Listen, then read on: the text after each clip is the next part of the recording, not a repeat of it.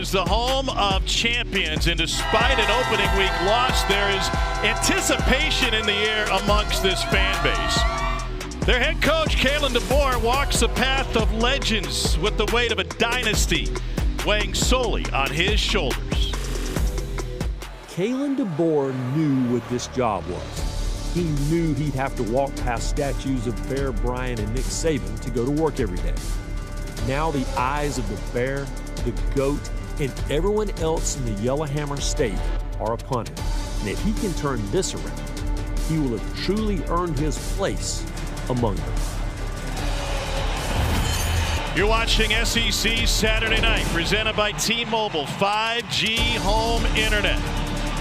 And the Crimson Tide arrive in the friendly confines of Bryant-Denny Stadium, riding an 82-game home non-conference win streak that dates back to 2007 and those Warhawks of UL Monroe, who handed Nick Saban a loss heard throughout college football. Kalen DeBoer is looking for a bounce-back victory for a program and a locker room that has tried to circle the wagons and block out all of the outside noise after an opening week loss. Here comes Bama.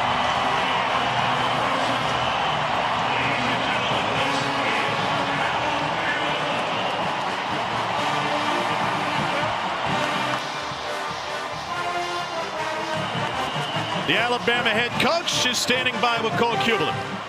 Coach DeBoer, give me an indicator you're looking for early in this game that you think can keep your team from having a repeat performance from a week ago. Yeah, first play. We're focused on that first play. I hope it's a kickoff.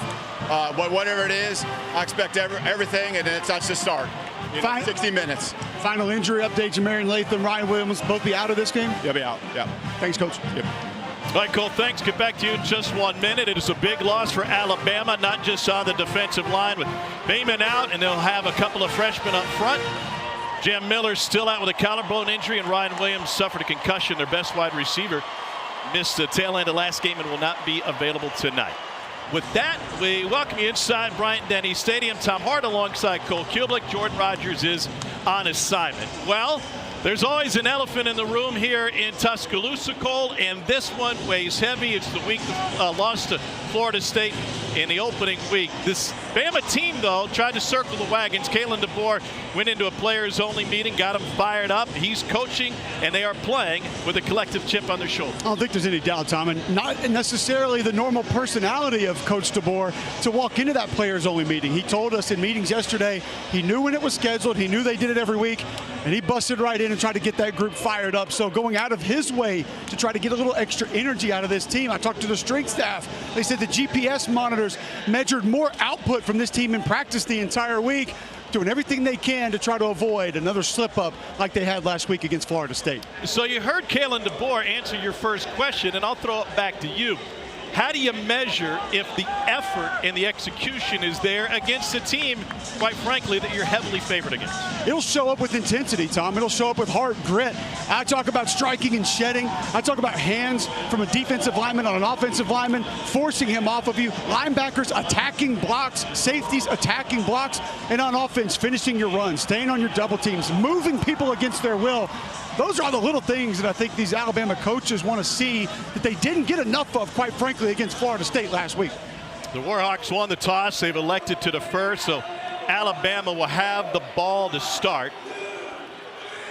In many ways, on the offensive side, they opened it up to competition this week. We'll see a rotation at right tackle. Welcome Formby slated to get the start. Michael Carroll will get some run. And there is an expectation. We're told by the coaching staff that the plan is to get Austin Mack a clean series early in the second quarter at quarterback. Ty Simpson, they said, we reiterated to him, you won the job, it is yours. But they're looking to light a fire under this entire team. And the quarterback room and the quarterback role is no exception. 82 consecutive home wins against non-conference opponents. And so the Warhawks come in with a steep hill to climb. Peyton Stagg has it on a tee, and we are ready to go in Tuscaloosa.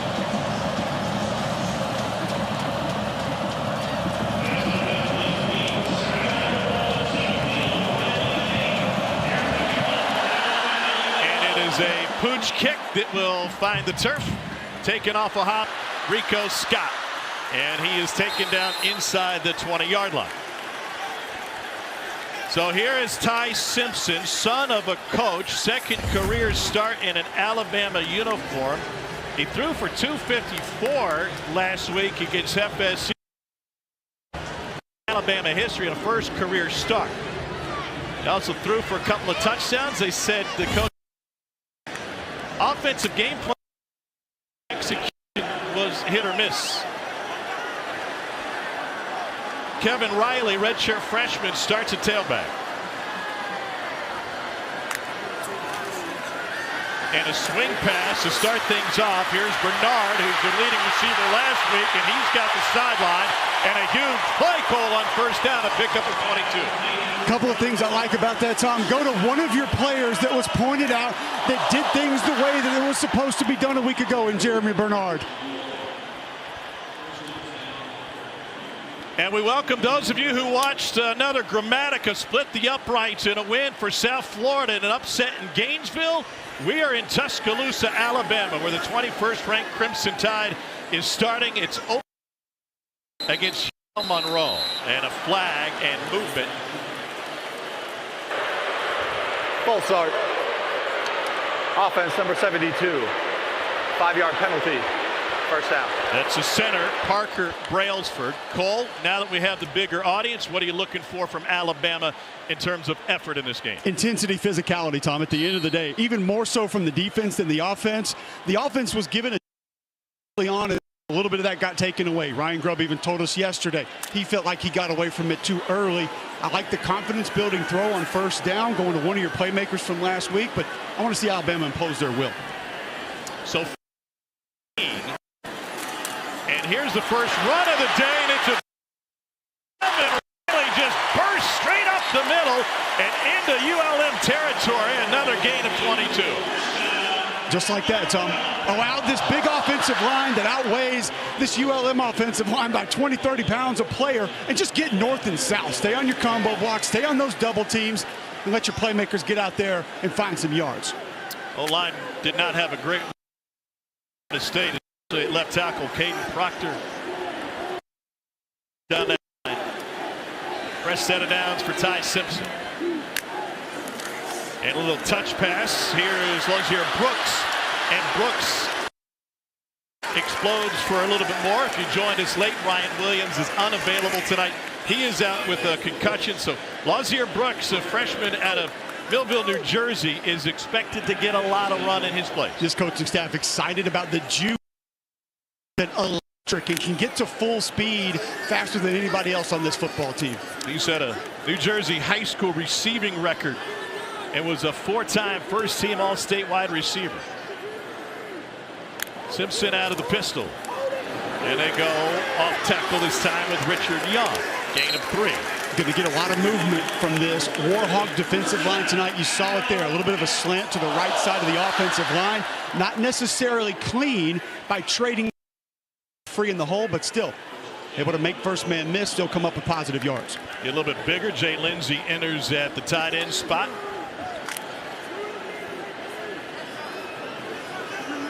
Young is off of the hip of Simpson.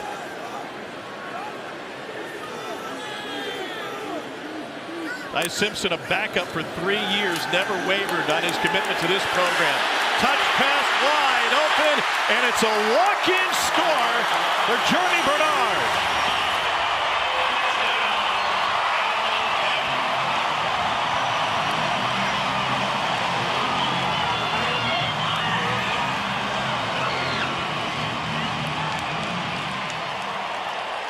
What a start for the Alabama offense. Of course, it started at FSU with a steady drive and a touchdown. Offensive coordinator Ryan Grubb said felt like the field of dreams. It went sideways after that. Lost last week after scoring on the opening drive, only the second time in 60 Alabama games. Blake Tulty is the kicker. Just like that, Alabama cashes in on its opening drive. Ty Simpson, a perfect 3 for 3 for 60 yards. Final 29 coming on this wide open toss to Bernard.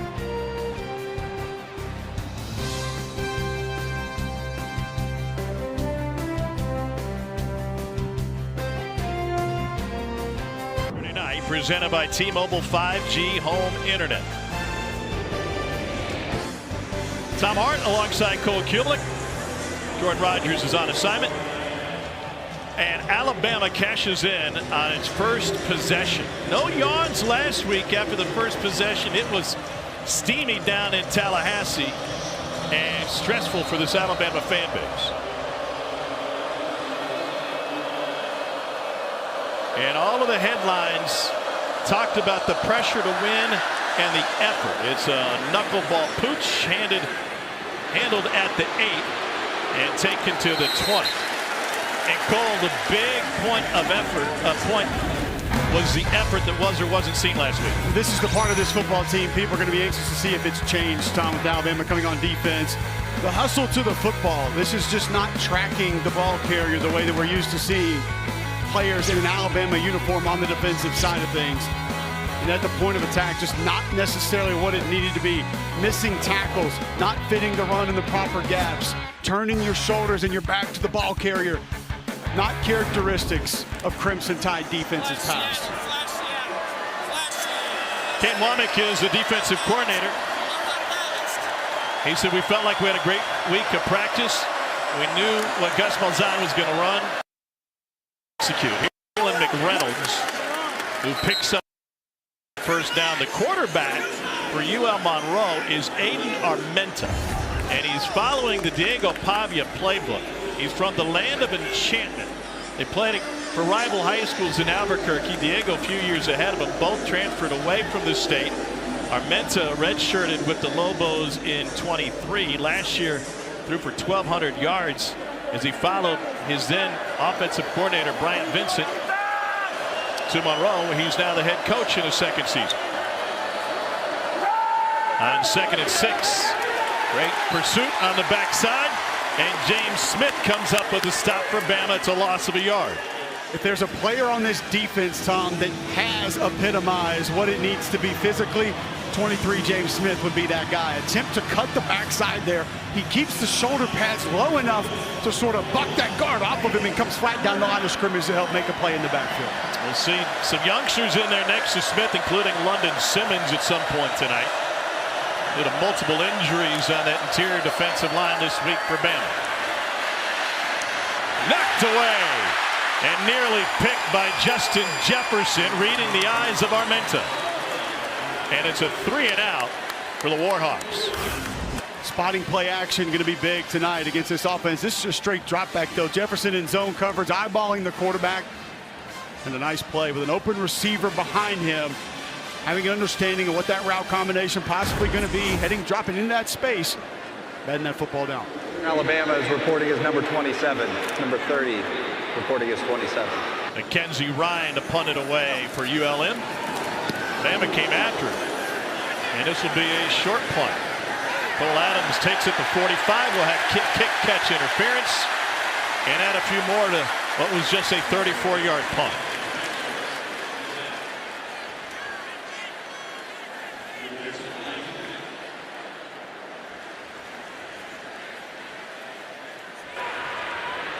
Kick catch interference. Kicking team. 15-yard penalty from the spot of the foul. Automatic first down.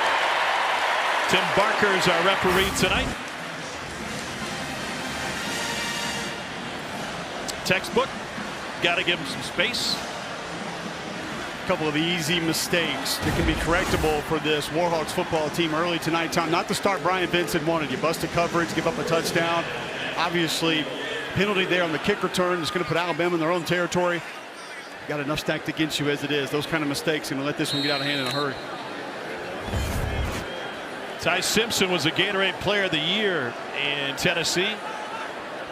His dad in his 21st season as a head coach at UT Martin. They're playing in El Paso tonight. Kevin Riley in the backfield. Got a convoy. And wiggles his way to a gain of a couple. Cam Dewberry, a new addition to this Alabama offensive line. Big 71 at left guard, Tom. Pulling around on that counter play. Takes a Warhawk defender for a ride. 2-3 yards down past the line of scrimmage. That play had potential to set up to be a little bit of a bigger run. But I like the physicality. I like the come-off that I'm seeing from this Alabama offensive line early on. Different than last week? Well, they didn't have a problem with this last week. First drive was incredible. It was as the game progressed. And now 2nd and 8. And enough of a gap for Kevin Riley to pick up a couple more. That's going to leave 3rd and about 6. What'd you make of Ty Simpson's play against Florida State?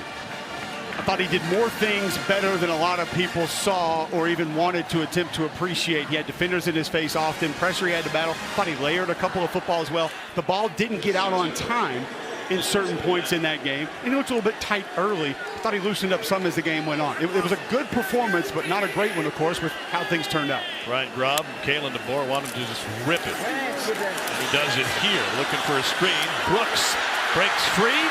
And he's got an Alabama first down, another catch for the true freshman, Lazier Brooks.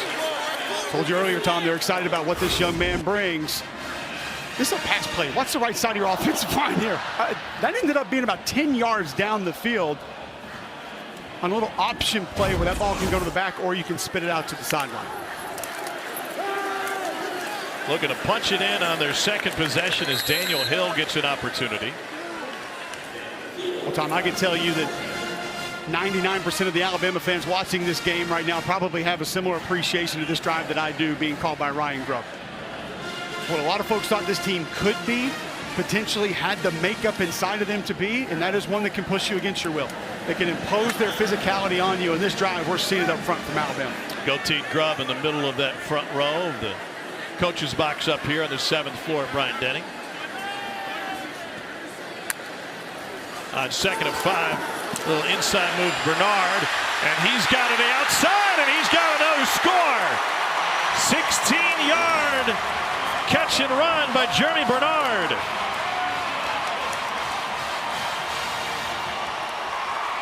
Second score of the night for the senior from Las Vegas. Going to work out almost as just a little counterplay. Bernard in a tight formation, going to get a little push. Nice block by 71, and look at 80. Josh Cuevas, the tight end, with a finisher down to the ground, and Bernard makes a mighty move to cut all the way back across the grain into the end zone. No Ryan Williams tonight. So far, the Alabama wide receivers have looked top-notch. Talty punches another one through. Bernard and Brooks carrying the load on this last drive, and Jeremy Bernard, who was one of the leading receivers in the country last week, already has 2 touchdowns tonight. We're not even midway through the opening quarter.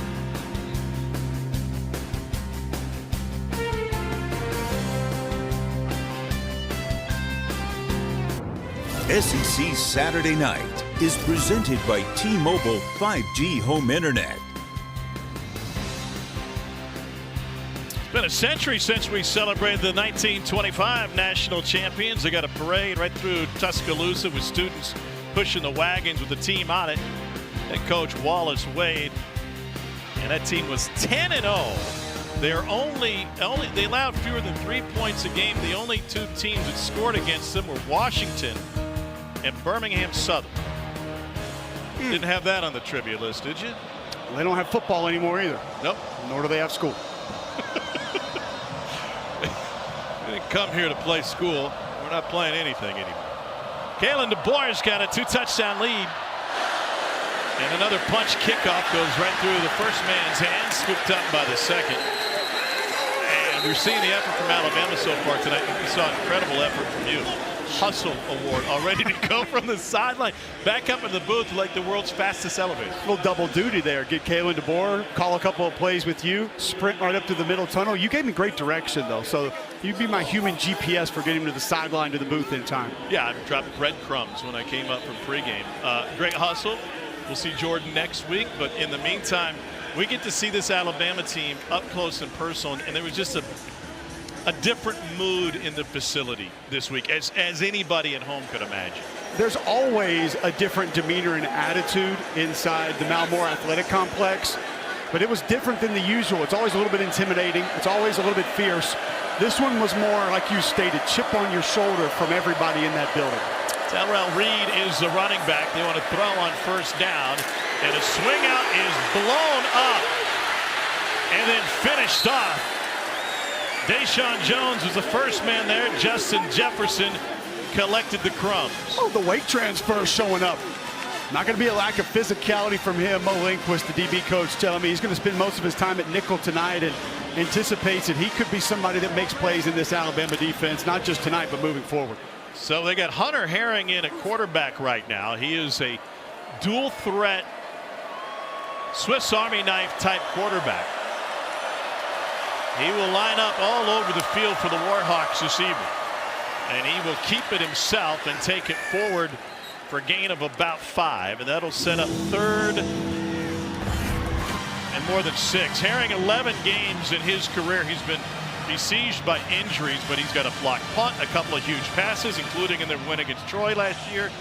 Now they'll switch it back to Armenta. Armenta gives you a little bit more of a downfield threat, specifically with accuracy, but I'll tell you, Hunter Herring, he gives you power run ability with the quarterback position. You can go +1 in your blockers, but a little too much to pick up on this one for his playbook. Third down 6 for Armenta. Bama brings 4, and they get to Armenta, trying to escape, and somehow he Houdinis out of the pocket and now goes deep. It is caught down the sideline by Rico Powers, who somehow apparently stayed in bounds just shy of midfield. The officials confer it.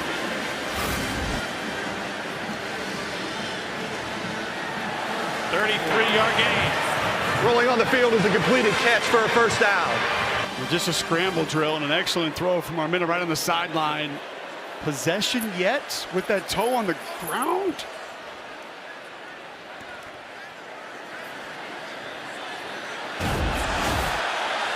Home crowd.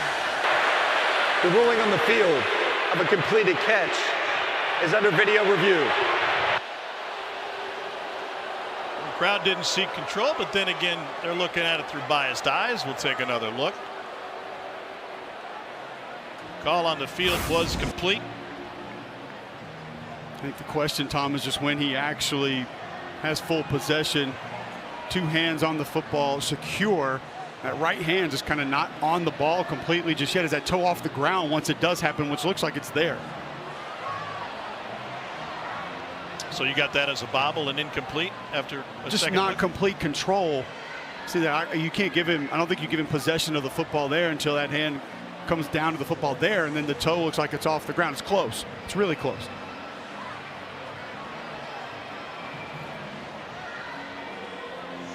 So they'll take further look at it. Armenta did a fantastic job getting out of trouble, even to get it away, and avoiding a sack. Well, this is a nice job up front by Quay Russo, number 4 off the edge. That was that 4-down look that Kane Womack said we'd get more of. He crashes down inside. James Smith loops around, and he's right there in Armenta's face, but just scramble drill allows an open receiver down the sideline. And it's going to be a judgment call of, are you allowing that possession with both hands not necessarily clamped onto that football? Yeah. I don't think it was secure until his right foot came up. But ULM could use a break here. They've only got 1 win in their history against a top 25 team. That came against an Arkansas team that was in its first year without Bobby Petrino. And in that game, the Warhawks converted 8 of 9 4th-down attempts. Well, it helps when you have a quarterback you can go empty that can run the football. And Colton Browning, he was a freaking warrior. After video review, the ruling is an incomplete pass.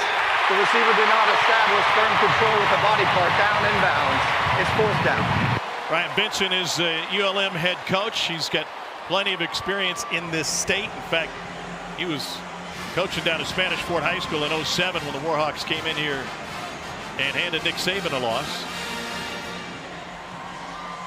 Asked him what he remembered from 07 being in state. Such a huge storyline, and he gave us the full rundown on how the JV team had done the year before, what their varsity team was up to, and the perfect number 30 for Alabama is reporting for number 27. The perfect explanation and example of a coach having blinders on. I thought he completely missed the question. That's right. Another punt for Mackenzie Ryan. Cole Adams stands at his 42. Now from the 41. Looking for a seam. Now he's got the sideline. Adams trying to beat the punter, and he gets waylaid. Wow! Mackenzie Ryan take a bow. 40-yard punt, 37-yard return, and one smash hit by Mr. Punter, Mackenzie Ryan. I guess I'm not going to be able to make fun of punters on the show Monday morning. Watch this. Ooh. I mean, that's like a Bradshaw clothesline. Vince McMahon would be proud. Wow. Absolutely depleted it. No attempt at wrapping up. No attempt at a normal tackle. Just sprints a sideline clothesline. Do as much damage as usually possible. He's a former Aussie Rules player, so he knows how to bring guys down with or without pads. Here's Richard Young. And Young is able to pick up 3 on first down. That's how they tackle there? Is that what you're trying to say? That's how they tackle. Noted. And they don't have face masks either.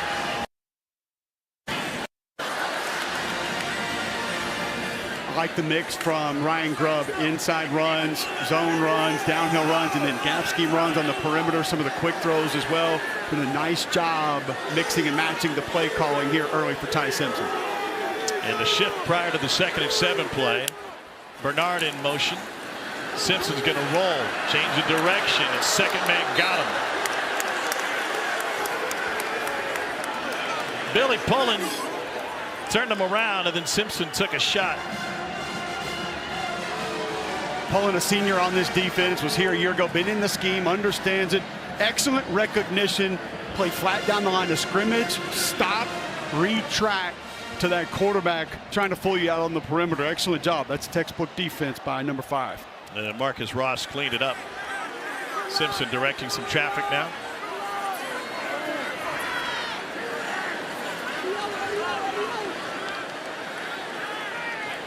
Leaves him with 3rd down and 11.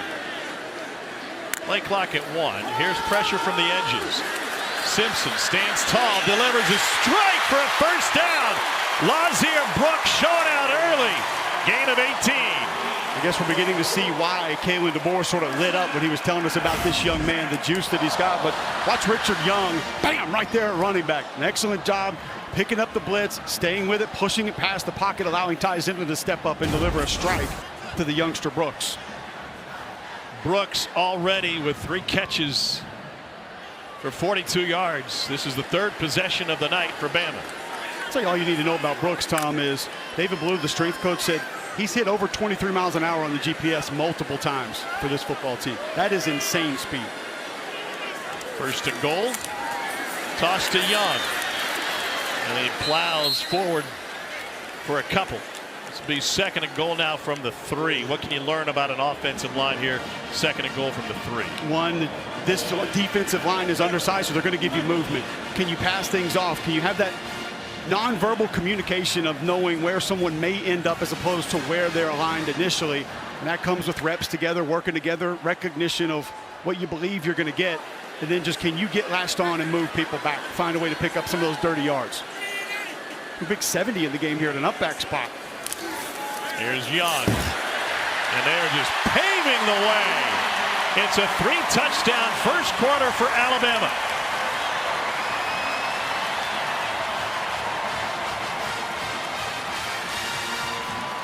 William Sanders playing the role of road grader. Saw a little bit of that one at practice yesterday and kind of thought to myself, okay, short yardage, extra offensive lineman in the game, that could be fun. I think that was probably fun for Sanders and company on that short yardage effort.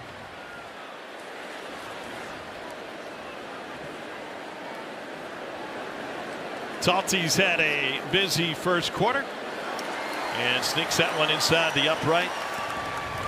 The redemption tour starts today for the Crimson Tide.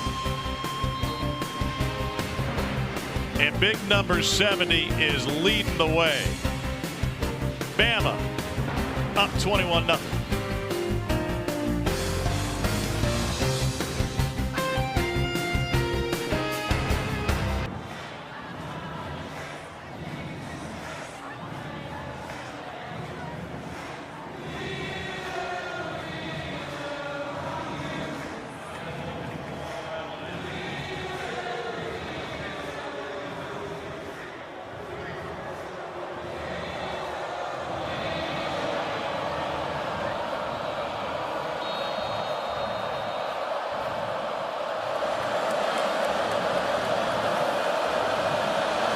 All right, gentlemen, thank you.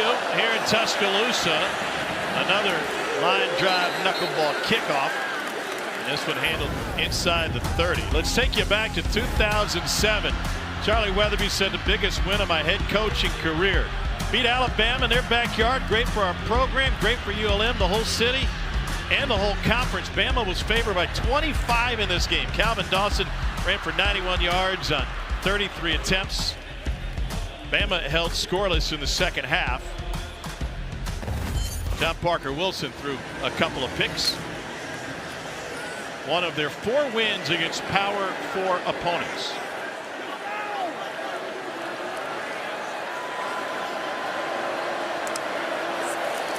Aiden Armetta hands it off. Here's Zach Palmer-Smith.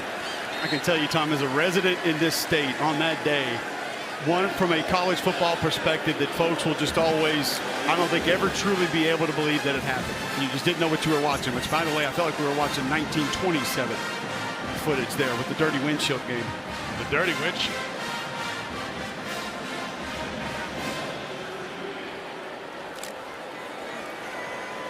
Second and 7.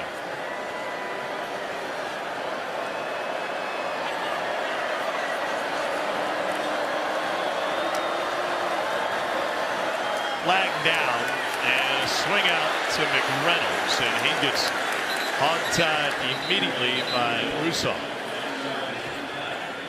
You see Keon Sapp flying up from his safety spot. Illegal shift. More than one player in motion at the same time. Offense. 5-yard penalty. Second down. Now, Brian Vincent's team didn't have any issues last week with St. Francis. They pitched a 29-0 shutout. They got a bunch of people involved on both sides of the ball.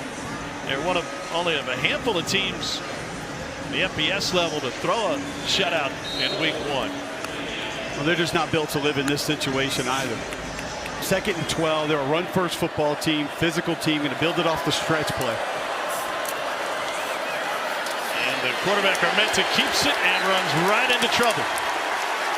And it's Keon Sapp. And 6 tackles in Tallahassee last week, including 1 behind the line of scrimmage. He had to play a little bit more than anticipated a week ago due to some pregame injuries, but Mo Ling was telling me, the secondary coach for Alabama before the game, he expects a big bounce back from this young man, number 3. That had a great week of practice, recognition exactly where it needed to be, showing up early for the Alabama defense. Third down 12. Thought they'd converted a big third down in the last possession. Throw was just carried the receiver out of bounds by a toenail. And nothing doing with the run game here. Does not look like we'll have a repeat of that 07 experience. James Smith and LT Overton up front. LT Overton does an excellent job of swimming inside the initial block, offering up some penetration, sneaking right between the guard and center. That's what makes that outside zone play a little bit difficult. When you have somebody that can penetrate with power, like LT Overton just did, difficult for that second lineman to take it over from the initial contact. Adams had a great return last time before he got waylaid by the punter. This time asked for a fair catch and takes it up to 35. We mentioned that 07 game. Nick Saban, after a Dynasty Hall of Fame career, was able to laugh a little bit at what happened after the game. I get in my car to drive home, and I don't have any gas in the car. So now I got to stop at a self-serve, put some gas in the car, and I used to wear my LSU national championship ring. So I go to pay the guy, and the guy said, "Wow, what's that ring?" And I said, "That's a national championship ring, and we're going to do the same thing here at Alabama." And the guy looks at me and says, "We'll never do it as long as that Nick Saban is the coach." So, that's why Nick Saban always goes to full serve. So good. I love that he pointed out self-serve like there were options. And it was unleaded. Under a minute to go in the opening quarter. For UL Monroe, we got pets. Heads are falling off. Darko, Perkins, McAllister lost his helmet. We're at Saban Field, 6 national titles here at Bama. And following that loss UL Monroe in 07. Went 224 the rest of the way. It's a Bama program that hasn't been under 500 since the last game of the 06 season. They lost to Shreveport. Independence pulled Oklahoma State. They're involved here on the 4th possession of the game, his first catch. The culture guy, somebody that should have gotten a little bit more discussion after last week's game, Tom. I actually asked Kalen DeBoer back at SEC Media Days, tell me about tight end. You had a couple of glorified guards in C.J. Dupree, Robbie Utes a year ago. Where's the physicality going to come from? And even he was a little concerned about what it was going to look like. Number 80 stepped up big for Alabama, especially in the run game last week against Florida State. They've been recruiting this kid since all the way back in the Fresno State days for this coaching staff. The first quarter. 1 quarter in the books, and all seems right in the world of the Crimson Tide. We're on our way to a blowout, 21-0.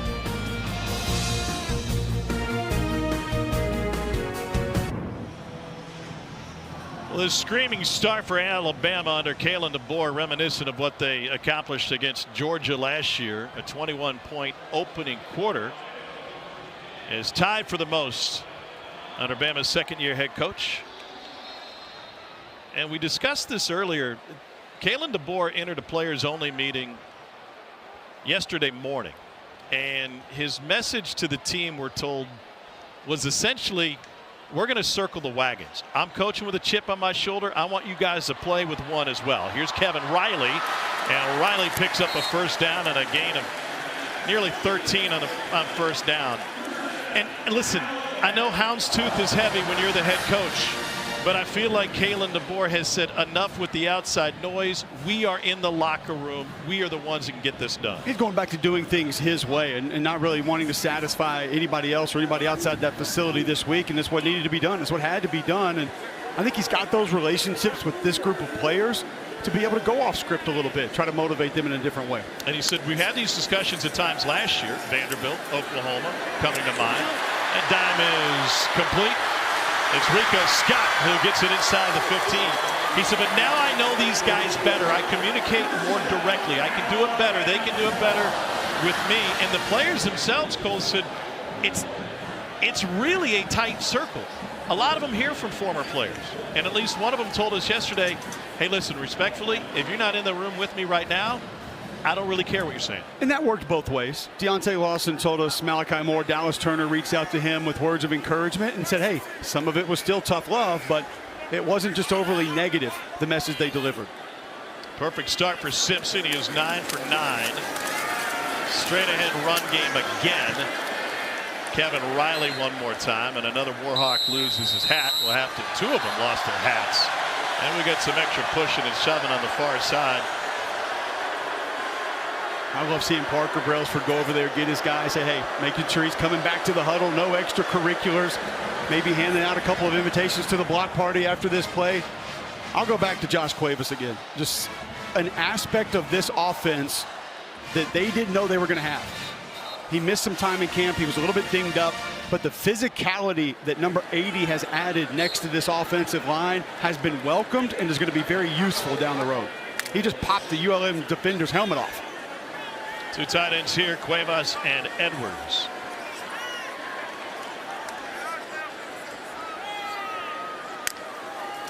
Simpson glanced left, took it himself right, and he plunges in for the score. What a start for Alabama. Crimson Tide has scored on every possession tonight. Ty Simpson is 9 for 9 through the air, and now he's got a touchdown run. When you get an odd defense, which just make the edges a little bit light, and both defenders out over the tackle and tight end squeeze down initially, which gives Alabama the angles necessary. And Parker Brailsford, center, leading the way for Ty Simpson and an Alabama rushing touchdown. Could open the door to see Austin Mack the next possession. We'll wait and see.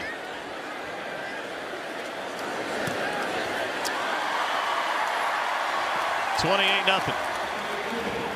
Ryan Grubb and Kalen DeBoer authored the most prolific offense in college football when they were together for 4 seasons between Fresno State and Washington. And they look to be back on track with the play calling and execution tonight. Grubb loves it. Pounds all the way around, including Ty Simpson.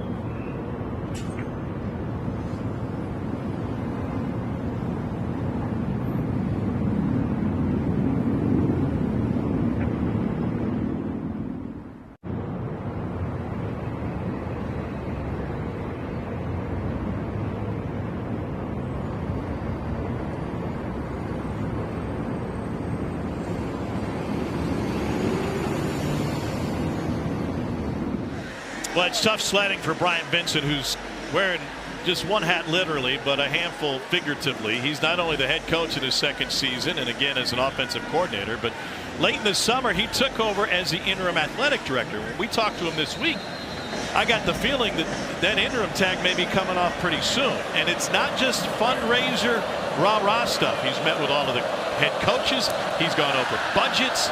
There's a lot of work that goes into being an athletic director. He's the only one doing it at the FBS level, something that used to be common. Great special teams coverage. And he's dealing with a budget that pales in comparison throughout the rest of FBS football. Monroe's revenue and expenses are dead last in the country, and Alabama is top 10 in revenue, number 6 in the country, and they're number 1 in money spent. I was very taken aback, Tom, at his quote when we asked him about this, that he said, for us to be successful, ULM has to have me as the AD moving forward. Why did that surprise you?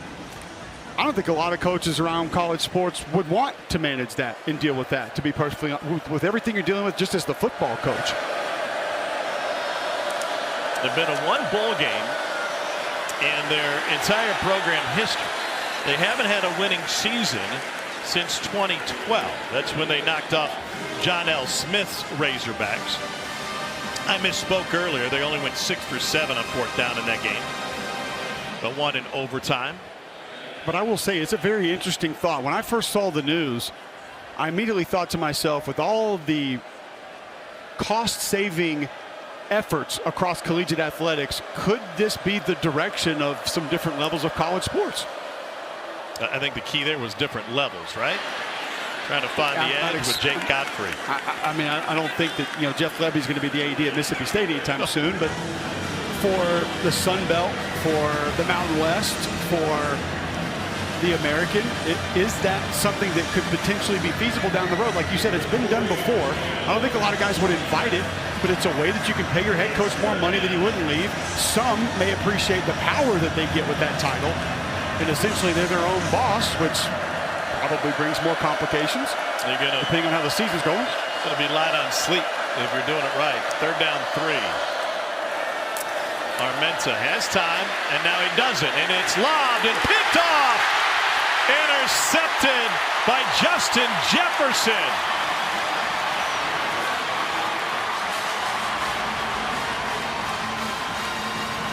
Yanze Pierre hit the arm of Armenta as he was throwing, and Jefferson is able to pick it up. You see 42, Yanze Pierre, right side of your screen. There's a twist and an excellent job of sticking with the rush, running through not only the center, but the running back. Gets a hand up, deflects that football, and allows for Jefferson in zone coverage again to not just bat the ball down this time, but actually come down with the interception. Well, Austin Mack, as expected, is now in at quarterback for Alabama. First clean series of the second quarter. Mack 6'6", 235 out of Loomis, California. Not a whole lot of miles on his tires. He didn't play much after redshirting at Washington. And his first pass is complete to Kevin Riley out of the backfield, and he gets whipped around just shy of the 30. What does Austin Mack bring to the table? Big pocket presence, can really push the football down the field, rocket arm, and somebody who's been in this offense for multiple years. He's playing behind Michael Penix Jr. at Washington, as Riley takes it off the right side and picks up the first down. Not just that, Tom, but he arrived late, so he wasn't even the backup. Replay has stopped the game to review the ruling on the field. The previous play is under video review. And as you stated, has not played much, but it's also, you go a bit further, he hasn't had a lot of reps. And I don't just mean first team reps or in-game reps, but real reps in practice. And now that he's gotten some over the last 6 to 8 months, he's made steady improvements. And Kalen DeBoer showed this last year with a guy like Gino Vandermark at guard. The player in front of him wasn't having a bad year, but he was doing so well in practice, and he continued to improve. They want to reward guys that aren't necessarily starters, that continue to improve and continue to show that they can help the football team actually get game reps.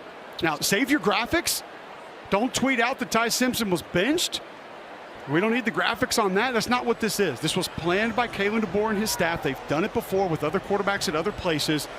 They want to continue to push the competition, and they want to get more guys ready to play and help the team. Steven Sawan was the injured player. They didn't get the snap off that last play. They wanted to check the spot of this play, which should be right at the 30.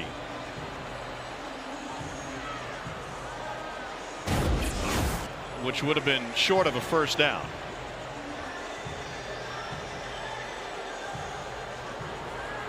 You mentioned that they've done it before. They did it just a few years ago when the staff was together at Fresno State. How is it used as a motivating factor for Ty Simpson? Okay, they did this with Jake Haener and Ben Wooldridge. I called Jake Haener today and said, tell me how this went down. Explain this to me. And he said, yeah, man, I won the job in fall camp. I was the #1 guy. I started the first game. I thought I played well. Grubb comes up to me Thursday at practice and said, Ben's going to get a series in the second quarter. And he said, I was pissed. I was furious. He said, I played that next game like my hair was on fire, and it brought a little bit more out of me. It made me go the extra mile in my preparation and my attitude, demeanor on the field.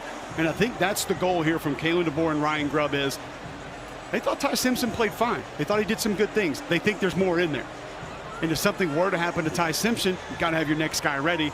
They think with what Austin Mack has done through fall camp and since the season began, has improved enough to where he deserves a little bit of time to see what he's going to do in live action as well. You see, they needed to get to the 29 for the first down. He was down at the 30, but a bad spot initially is what was being reviewed before they tried to squeeze off another first down play. Another thing Jake Haener told me, Tom, he said, Ryan Grubb does an excellent job of never letting his quarterbacks get comfortable. It doesn't matter if you're a 2-year starter, 3-year starter, first-year starter. He said, I bet Mike Penix will tell you the exact same thing. I would tell you the same thing. He's not just going to let you go on cruise control as the starting quarterback. He is going to continue to push you. And I think a lot of great OCs do that. They find different ways to challenge their quarterbacks and try to get them to take different aspects of their game to different levels. Here I am, the offensive lineman, filling in for the quarterback. After video review, the runner did not reach the line to gain. The ball will be spotted at the 30-yard line. It's second down. There was also no targeting on the play by Louisiana Monroe. So Brian Brown, the replay official, had a lot to look at there, not just the spot, but also possible targeting. So they'll move the chains back, and it'll be 2nd and 1.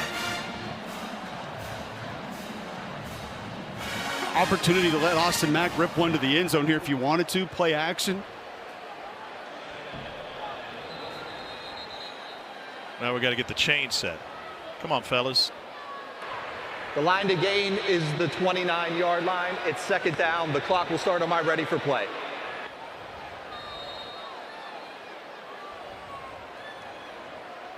First possession for Austin Mack, the 6'6" quarterback.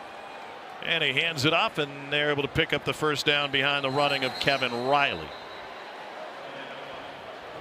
Right back to where we started. Yeah, good penetration up front from the Warhawks. Cliff Mosley, big D tackle out of Henderson State.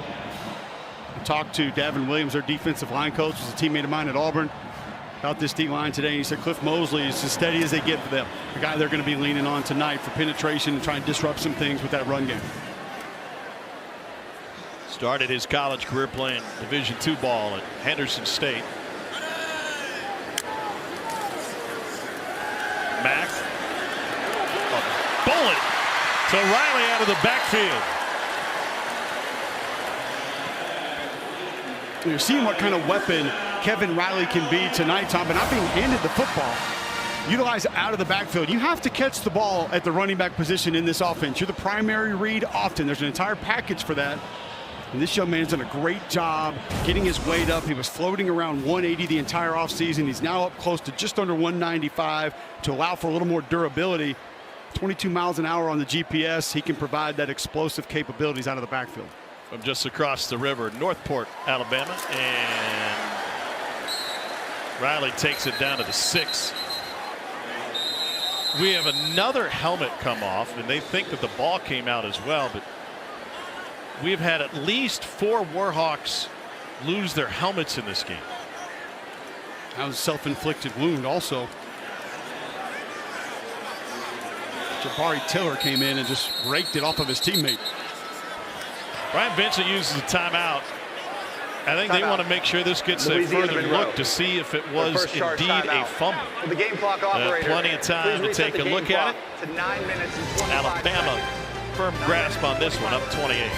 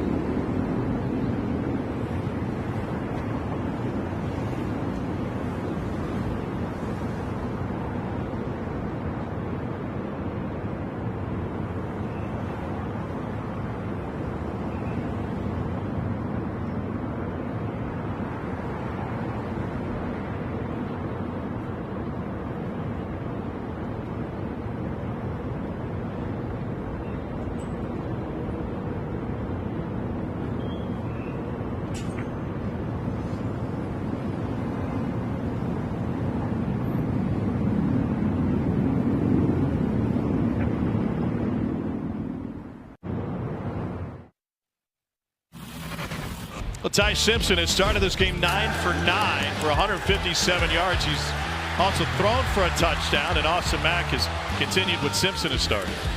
Rhythm passes, quick passes out of the backfield. Play action game has been on point. I think Ty Simpson's been sharp. The decision making has looked great. When he has had a little bit of pressure, stepped right up in the pocket, deliver the football, ask him to run the ball just a little bit. Gives you some of that. That's pretty good. This is a Bama team that is averaging 4.5 yards per carry and 9.8 yards per play. It shows you what running the football does, Tom, and they did it on the initial drive last week and then got away from it just a little bit. That removes some of the play action passes that have been so successful tonight, forces you to be a little bit more of a drop back team. And the offensive line struggled in that department. The tackles didn't play well in straight drop back protection a week ago. Now out of the I, Cuevas is in front of Young. And they go play action. Mack with a bullet to the back of the end zone, and Caleb Edwards. First touchdown for Caleb Edwards, the freshman from California. It's a 6-yard strike.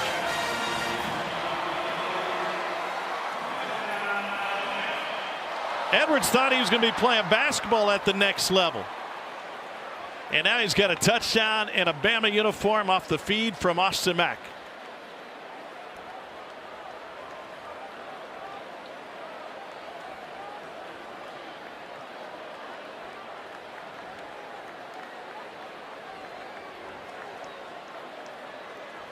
Caleb Edwards from El Dorado Hills, California.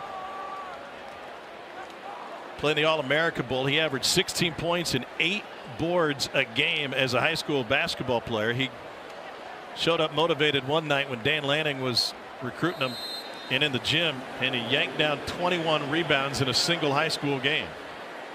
That's pretty good. He said, I don't know. I guess I was motivated. I suppose so. Talty's 7 for 7, 35-0 Bama. There's a flag down. Running into the kicker defense. The penalty will be declined. The extra point is good.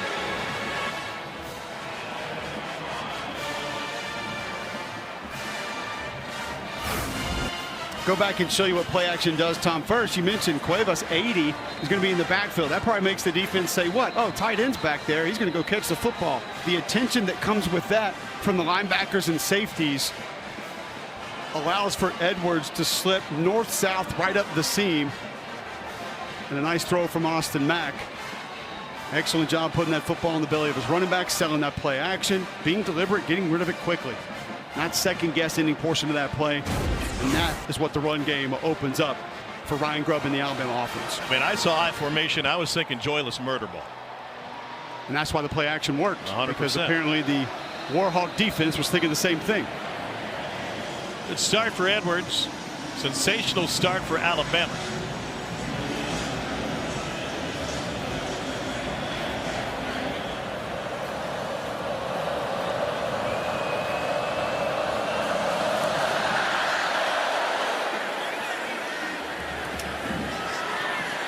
A little hezzy at the beginning, and flag coming in on the tail end.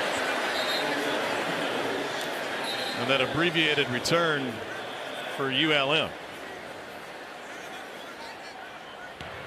During the return, holding number 21, return team. Half the distance to the goal line, first down.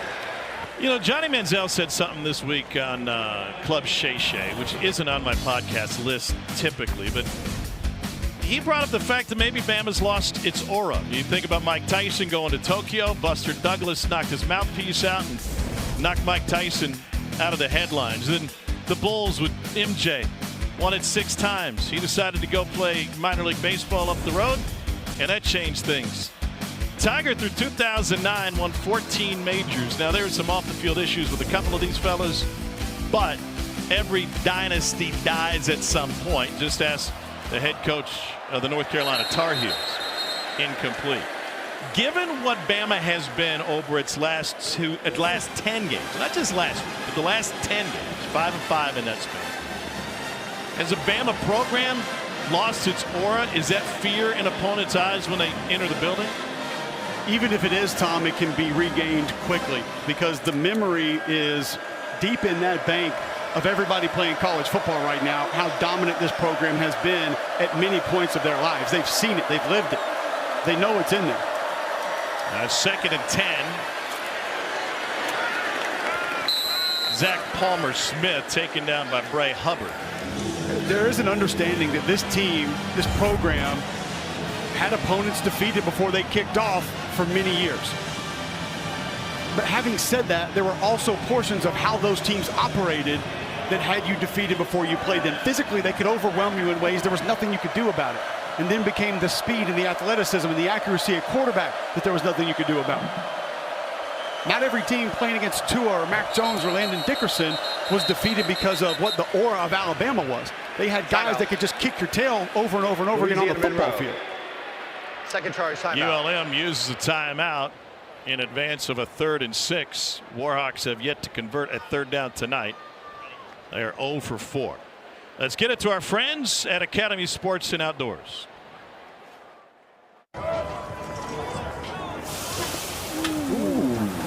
There's no I in team, but there is an M, an E, an A, and a T. My favorite thing is when I tell my kids 35-0 Bama on top of Monroe. The defense has one takeaway tonight, and they've held the Warhawks to just 17 total yards on 14 plays.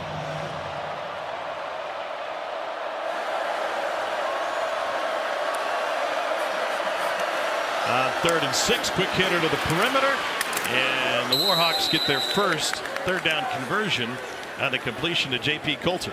taking advantage of soft coverage there. Young man that led his conference in yards per reception a year ago, 86 per game, 2nd in all of junior college. So bring some big playability to Monroe. Out of Ocean Springs, Mississippi, picks up the initial first down of the game compared to 14 for Bama. I'd like to see the Warhawks get to that stretch play here, Tom. The entire offense built around it. Going to have to try to find a way to make it go at some point if you're going to have extended success. Dorian Lewis, a tailback. He's got a huge hole on the left side, but it closed quickly. Deontay Lawson in there to deliver the wood. This is an important play right here, Tom. This is one that exactly number 0 failed on time and time again a week ago. Shoots the hands, removes the block from him, plays flat down the line of scrimmage with square shoulders. Deontay Lawson, that is the young man we thought we were going to get heading into this season. Didn't have him a week ago, and he gave us some reasons why that we can hit on after this play, but that was Alabama inside linebacker play right there. Now 2nd and 9.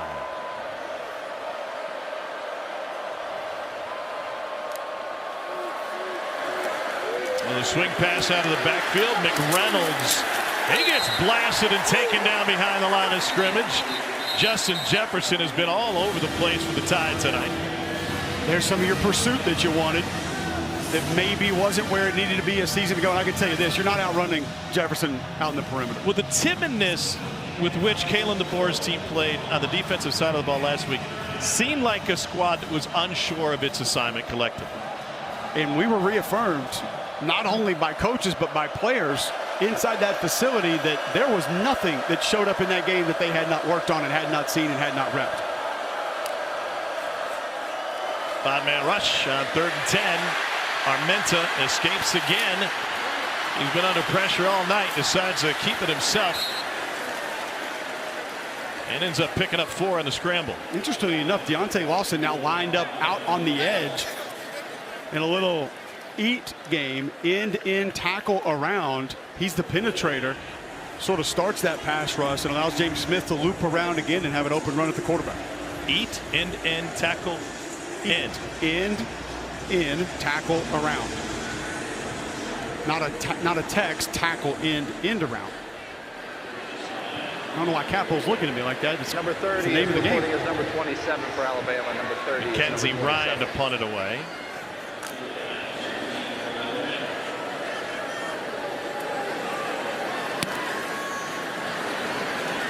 Great punt. Hauled in by Cole Adams. It gets popped out of bounds at about the 43-yard line. 42-yard punt, 10-yard return. Ty Simpson, the captain for this Bama team, has the Tide rolling tonight. Late 2nd quarter, it's 35-0 for the home team.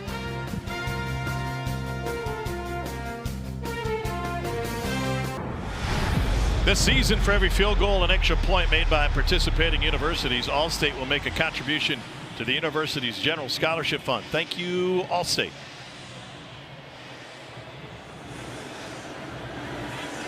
$35-0.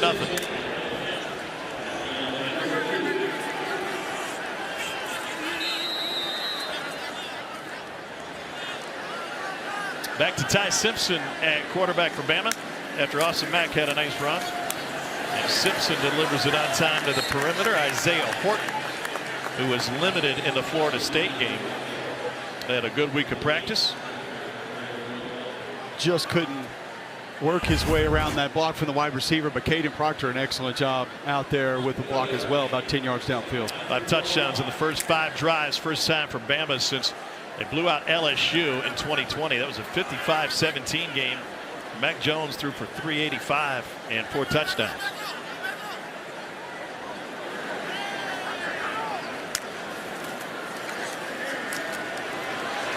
Another to the sideline, and Rico Scott gets corralled. Well, I think I feel what Ryan Grubb's trying to do with Ty Simpson tonight, Tom, is giving him deliberate 1-2s.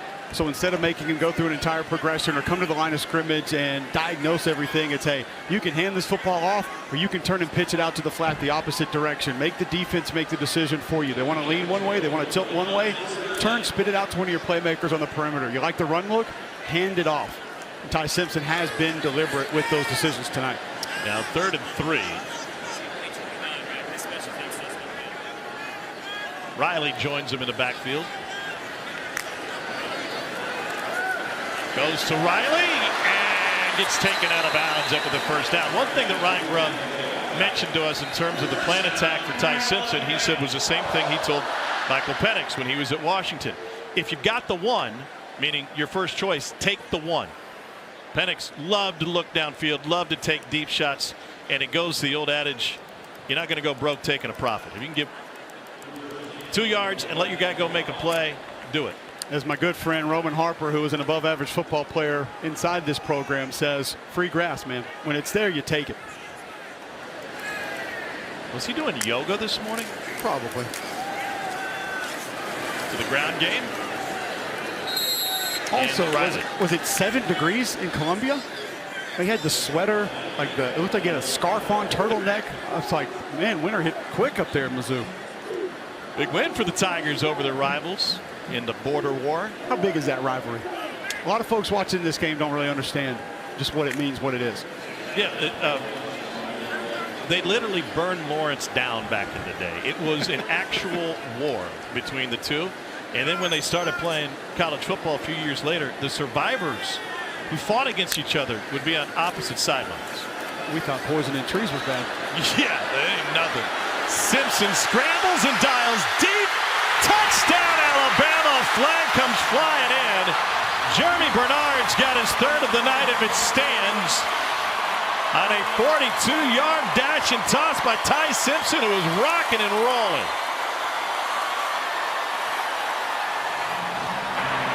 All for Pass nothing. interference. Offense, number 5.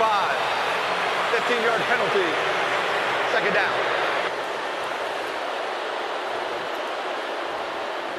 Well, Bernard might make the block party for this route, which gets him into the end zone eventually, but DB's just kind of lost his balance too, but just a little bulldoze. It's not Jeremy Bernard's fault he's in the way of his route. Oh, Rubbin's racing. It's like I tell my kid, first baseman wants to stand in the baseline, you run over him. He's 5. Jeremy Bernard's like, it's a post route. I'm running to the post. He just happened to be in my way.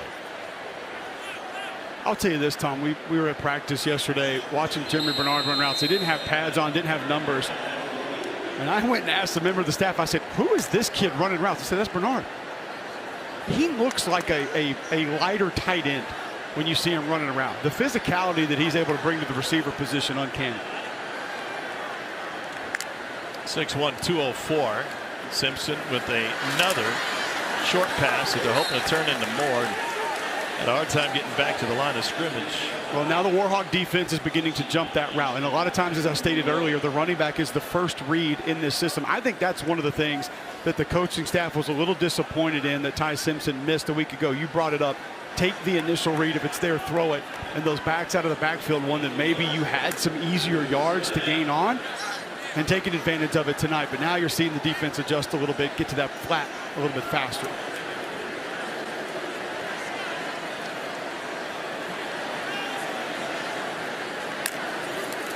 He's 3rd and 23. Simpson, across the middle. Isaiah Horton gets taken down short. And they'll have 4 yards to pick up the first down, and will leave the offense on the field. I asked Kalen DeBoer about a specific decision that he made against Florida State, and that was when they went away from a field goal on 4th and 7 to end the third quarter. And he said, well, a lot of things went into that decision. Score, time of game, kicking. He said, but the bottom line, we need 7 yards for a first down. This offense should be able to get 7 yards. 4th and 4 after the 2-minute timeout after this.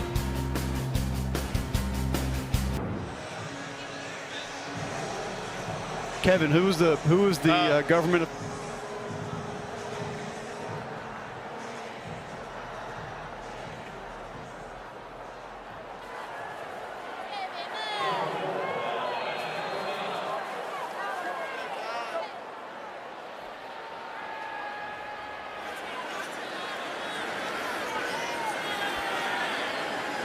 $35-0.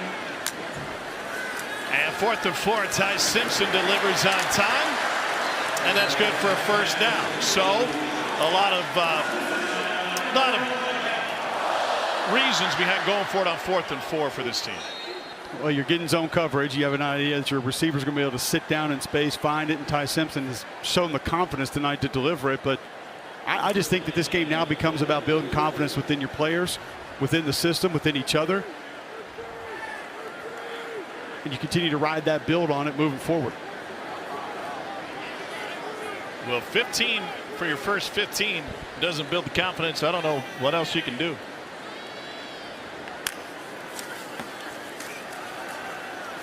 Riley spins his way to a first down for Alabama. Nice pull by right guard Gino Vandermark, and they were concerned about Riley's weight. So the reason he couldn't get on the field is he's walking around at 180. He is not afraid to get north and south. 1:15 to play in the first half. Simpson stays perfect. By the way, of note for UL Monroe, Steven Sawan, one of their linebackers who was injured earlier this quarter, was taken back to the locker room on a cart. He suffered what appeared to be a leg injury for Bryant Vincent's squad. Now 2nd and 5. Pressure from the edge. Simpson's got a lead blocker. He's got a first down. There's a flag down, and Simpson goes for the pylon. The official got knocked down, and now he says he was in.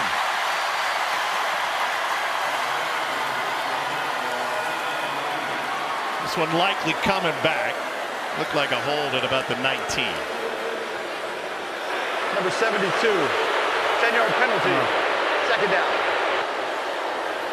What an effort by Ty Simpson, but all for naught.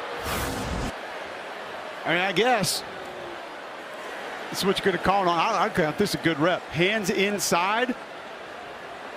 The defender's attempting to come off, but he's also getting pancaked. So, I mean, I understand that the official brain may tell you you have to allow that defender to dislodge, be able to come over and make a play. I don't think that defender's coming off that block and making that play. To me, that felt like domination. You like the way Brailsford's played so far? I think he's the best player on this football team, and I think he's the best center in college football. 2nd down 16.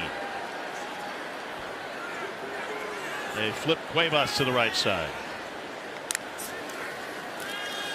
Brailsford stands tall at that center spot, man-to-man. Simpson fires. Corner! Touchdown, Alabama! Isaiah Horton! Just a beautiful play all the way around.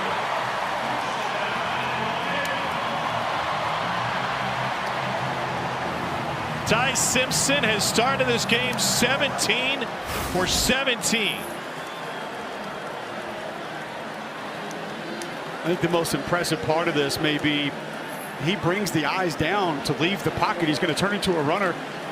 They come back up late, and he had to deliver a strike to fit this in between the coverage. Had some zip on that football. Accurate throw. Nice play by Horde to be able to get in. That's big time play from Ty Simpson.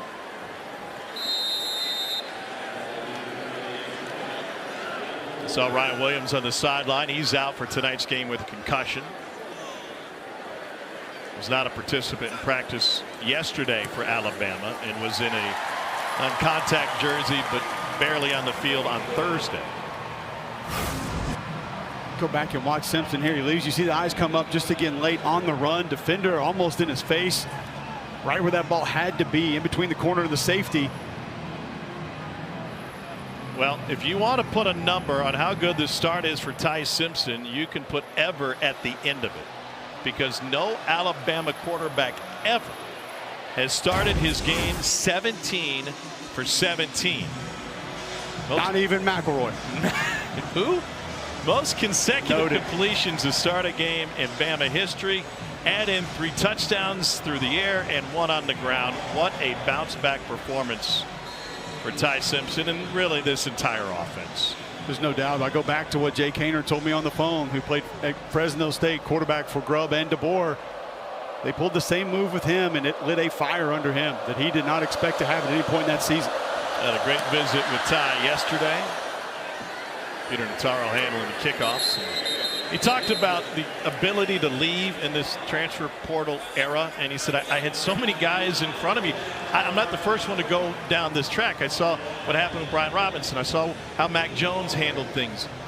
It's not unique that I'm staying here because I believe in what I can do and the opportunities that are in front of me. I also think, Tom, a lot of people just feel like that leadership is just handed over at this program, and I think specifically at this program, it's as far from that as possible. It's earned here.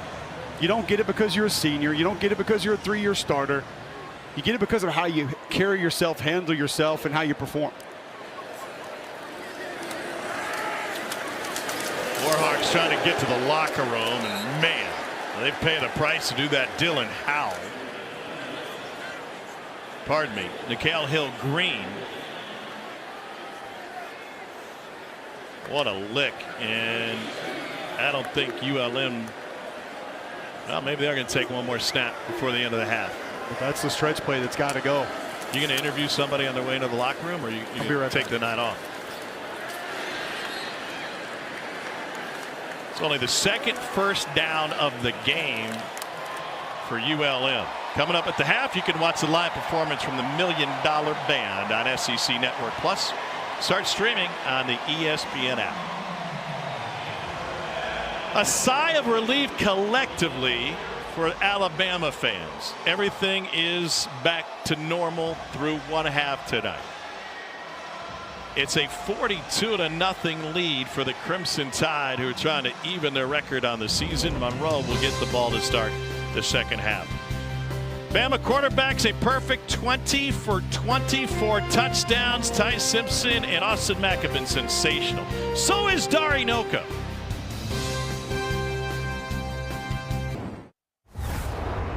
We on a whole nother level. Bigger than ever, we back. Woo. Okay. We back. Okay. Bigger than ever, we back. Wait on it, put in pain for it. Every day a day to train for it. We on a whole nother level. Bigger than ever, we back. Soundtrack on point for Alabama tonight, trying to bounce back from an opening week loss. You're watching SEC Saturday Night, presented by T-Mobile 5G Home Internet. Yeah, look at me now. We're on a whole nother level. Tom Hart alongside Cole Kublik as we get set for the second half. Ty Simpson was perfect in the first half. In fact, both Alabama quarterbacks were perfect in the first half, and it is a 42-0 lead for Alabama. Here, look at the numbers. A perfect 20 for 20 with 4 passing touchdowns between the two.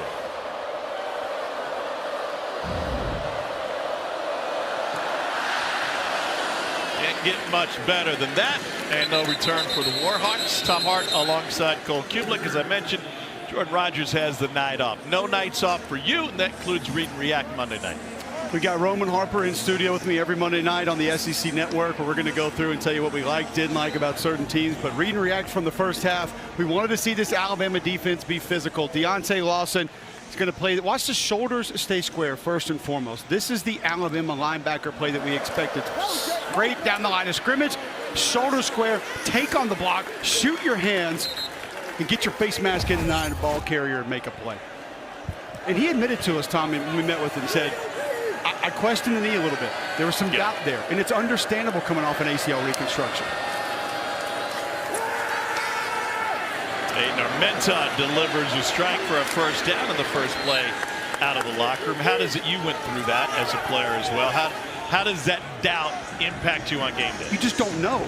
And you've been through practice and you've been full speed in practice. Games are always different. You've heard me say it before.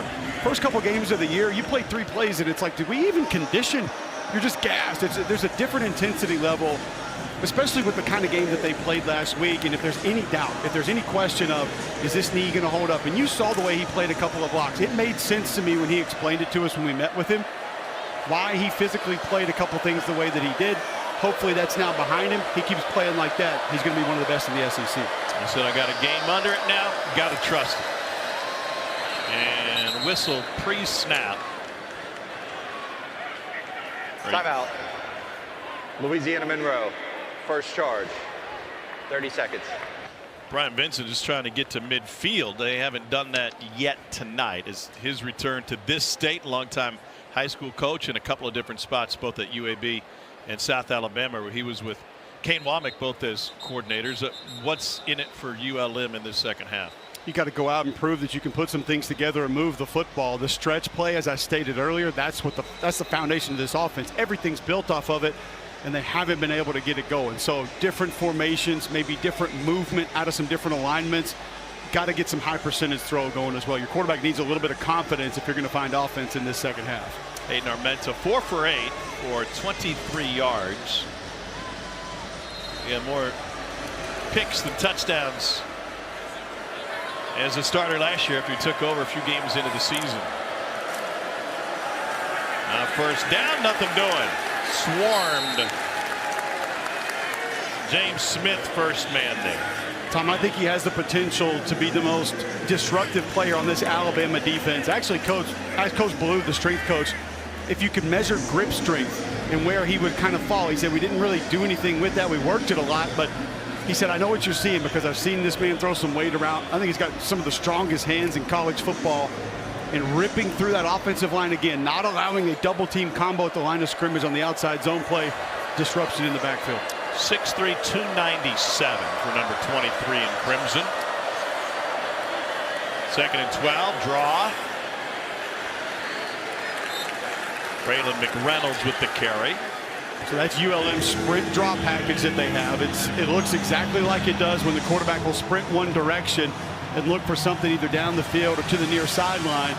So the offensive line will just kind of pause that protection, wall off the defenders, and you sneak the draw back underneath it. That's great recognition by the second level of Alabama defenders to know where that football is headed. Remember, Monroe lost his star running back, Ahmad Hardy, who was a Sun Belt Freshman of the Year last year. He's now at Missouri. He scored the first touchdown of the day for the Tigers in their win against KU. He's really good. Really, really good. Got a delay there and a swing out to McReynolds. Ray Hubbard couldn't bring him down, and so Keon Sabb picked it up. Yeah, Hardy went for $112 and a touchdown on 25 carries for Missouri today. Well, and the advantage that he has with Eli Drinkwitz is he's been running that stretch play here in this offense, and there's a feel for it. They went and got Nate Noel from App. He comes in, has a great year for the Tigers a season ago, and I can remember it was game 4 or 5. I actually called Brian Vincent last year. I said, Coach, who is this running back? He goes, yeah, you like him? He goes, we probably won't have him long. But it gives you an idea. Brian Vincent was not afraid to say, hey, we know what's probably going to happen with this showman the way he's playing. Bama shut out Missouri in that stretch play last year, and Tide will head to Faurot Field on October 11th, in the middle of their SEC gauntlet. 42-0 Bama. Time now for coverage where it counts, presented by T-Mobile 5G Home Internet. Off the play action early began to set that tone that was going to be a big part of how this offense operated. Ryan Grubb allowing Ty Simpson to call his own number, getting Parker Brailsford and a couple of the big offensive linemen out front leading the way. The protection's been solid, much better than it was a week ago, specifically with some of the one-on-one matchups from the Alabama offensive linemen. Simpson 17 for 17. Looks like his heavy lifting is done for the night. Austin Mack getting another series here. And they'll run it off the right side and have a big gain for Kevin Riley. Bama quarterbacks combined to go 20 for 20 in the first half. First time in the FBS that's happened since Washington State did it against Montana State in 2017. Bama is the first SEC team to do this in the first half of the last 20 years. 2017, was that Minshew? Sounds about right. Who was quarterback for Montana State that year? Gronowski. Yeah, Bobcat legend.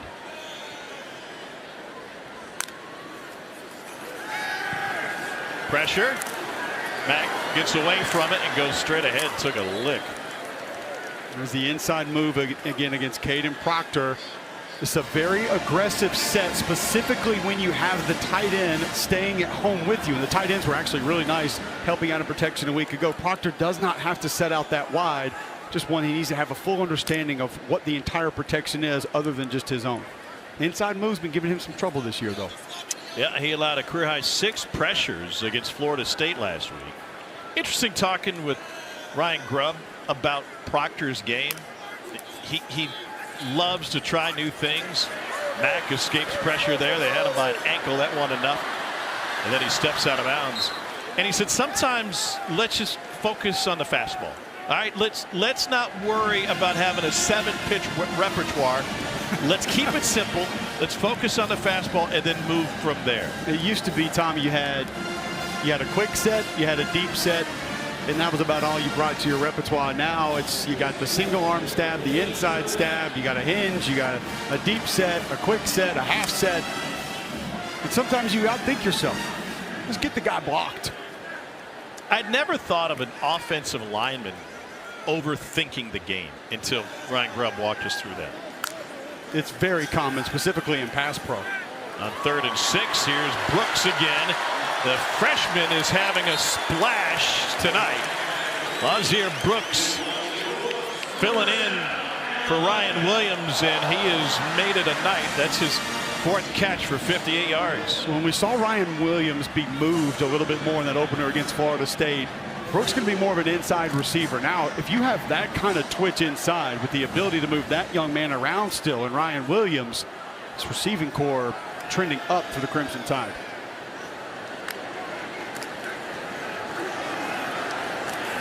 The feet of Young. And Parker Brailsford again, just a nice double team, slamming that defensive tackle over so the guard can take him on and then getting up to the second level. Thanks, Matthew Williams chiming in. It was Luke Falk who was a quarterback for Washington State in 17. Air raid, same thing. Put you there, you could complete 17 in a row. Slinging MacBooks all weekend. What's wrong with a pigskin? 2nd and 6.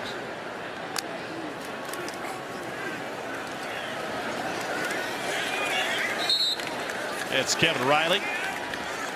Another helmet coming off. What can we? I know the budget is a little light at ULM. We showed you the numbers earlier, but can we just get chin straps at work? I don't know if that's at least the 5th tonight. I don't know if I blame the manufacturer or the equipment room. There's certain guys, they want to leave that thing loose because they think it looks cool. Well, cool about having to sit out a play. It was 3rd and 2. They found 1. And let's see what they do with 4th down coming up.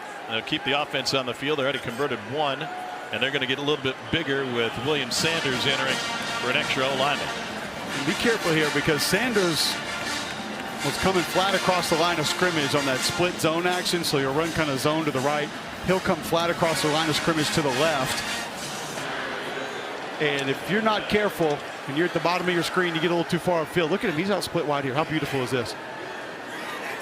300-pound locomotive. Oh, no. Crushing. And it's a 1st down run.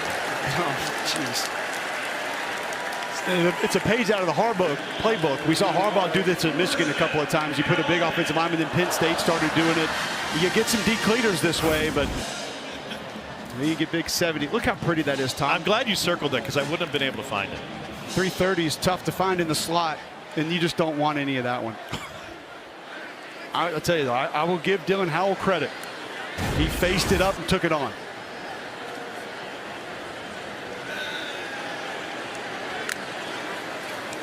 Austin Mack at a Folsom High School in California, and the first miss of the night for either quarterback. Overshot his man. They're now 21 of 22 through the air. A little amped up on that throw. Austin Mack could poise in the pocket, but that's one you just take a little bit off of. Put some air underneath it. Let your receiver adjust if he needs to. Go make a play.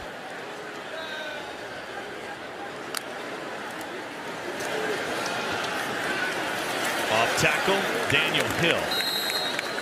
Cam Dewberry has been exceptional with the kick out blocks on counter power tonight, and another example of just digging a defensive end out of the hole. A little bit of leakage from the backside ends up making that play, or else that one could have been out the gate.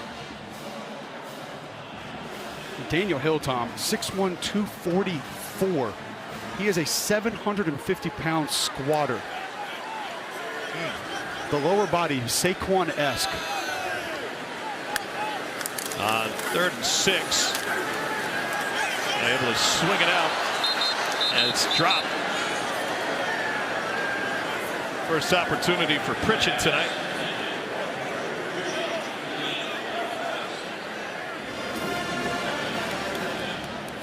Love to have that one back, I'm sure.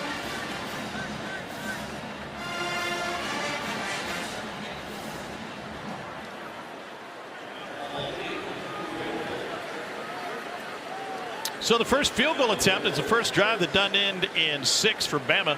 This is a 47-yard attempt for Blake Talty. He was short from 53 on Saturday. And we got whistles pre-snap. The ruling on the field of an incomplete forward pass is under video review.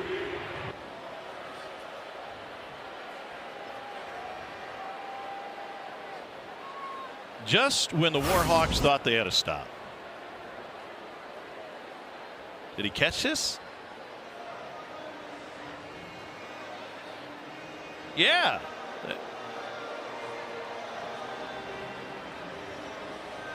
Didn't see the ball hit the ground.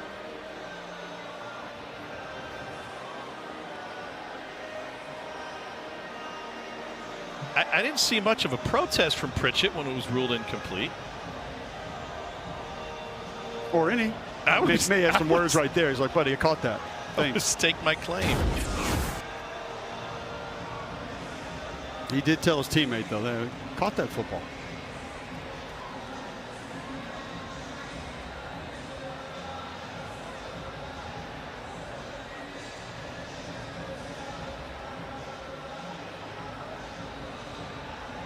Like you said, Tom, ULM thinking finally get a break, finally get a stop, forced a field goal attempt, and now it appears as though this one can go back against them as well.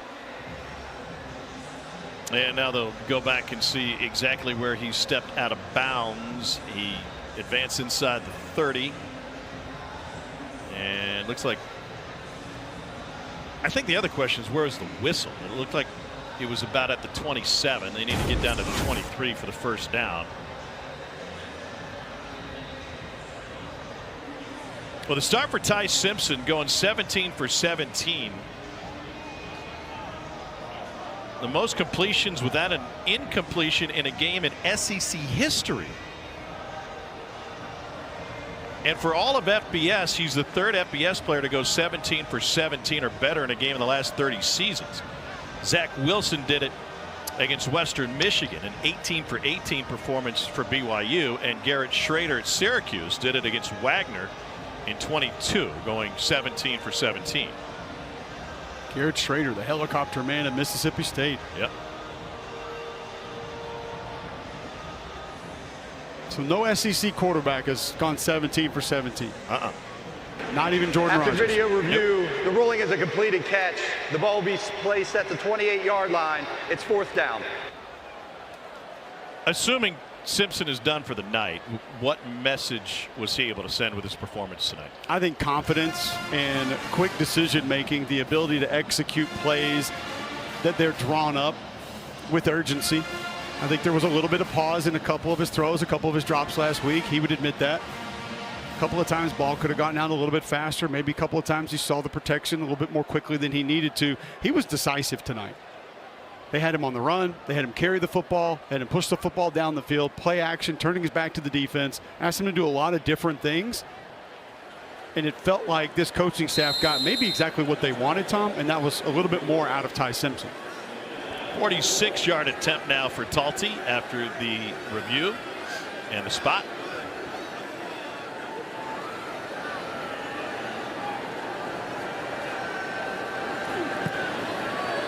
And that one is just inside the upright, fades in. Talty did not have a good warm-up tonight, pregame, but he has been perfect in-game. Bama halfway to 90.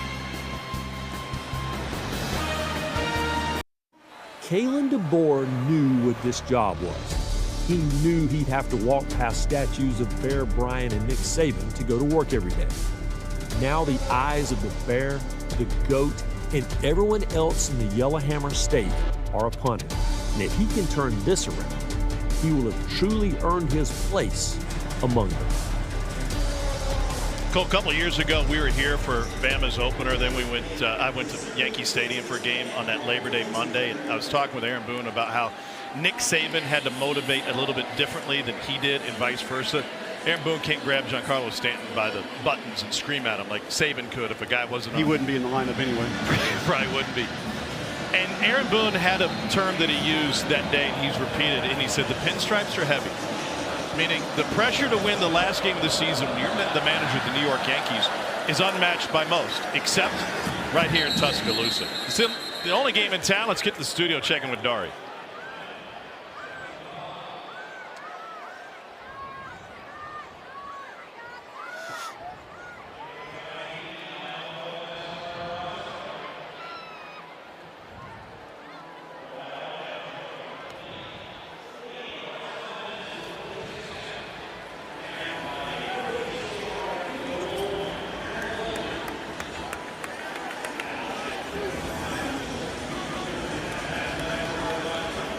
A pretty good day for the league if the Doors can pull that one off in Blacksburg, and Oklahoma can hold on for sure.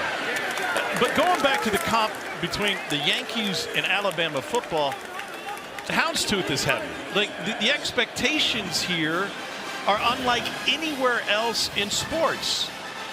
And so I think Kalen DeBoer certainly was aware of that, but you don't really feel it until you get here. No, you don't know what it is or how it's going to be, one, until you are in it, you live it, it's yours. And then I think even now, Tom, this thing got toxic faster than any other Alabama loss or bad performance that I have lived through. And I've lived through, not a ton, but a couple of tough seasons and tough losses. Now with social media, now with more people covering games, talking about games, this thing got ugly fast. And I think that's why some of what you discussed earlier about the attitude, demeanor that Kalen DeBoer took inside his facility with his players, changing some things up, maybe allowing his players to see a different side of his personality, because he knew. He didn't want that to get to them to the extent that he knew that it could. I think he can handle it. He knows what it is. Like you said, he knew what this job was going to be when you took it. But people talking about your buyout after the first game of the season, I don't think he ever anticipated that. No. 3rd and 14 and nothing doing on the left side. I was joking with him after practice on Thursday. He had the group gathered around him on the first field behind the Mount Moore building. And as he was talking to his team about focus and staying dialed in and working with each other and being accountable and all the things you would expect for a coach to talk about after a loss, just then 5 helicopters cruised right over the practice fields that were rehearsing the flyover from before the game tonight. And we were joking afterwards. I said, you know, you could have told him. He said, I said to focus, don't even look at the choppers, right? And everybody was dialed into his message. And my joke was, you could have said, hey, they're coming at us from all angles. Like, we are under attack, fellas, from everywhere, even inside our own fan base. Kick catch interference. Another kick catch interference against 22. The Warhawks. 15-yard penalty from the spot of the foul. 45-0. Alabama looking to even its record after forcing another 3 and out. See who's at quarterback when we return.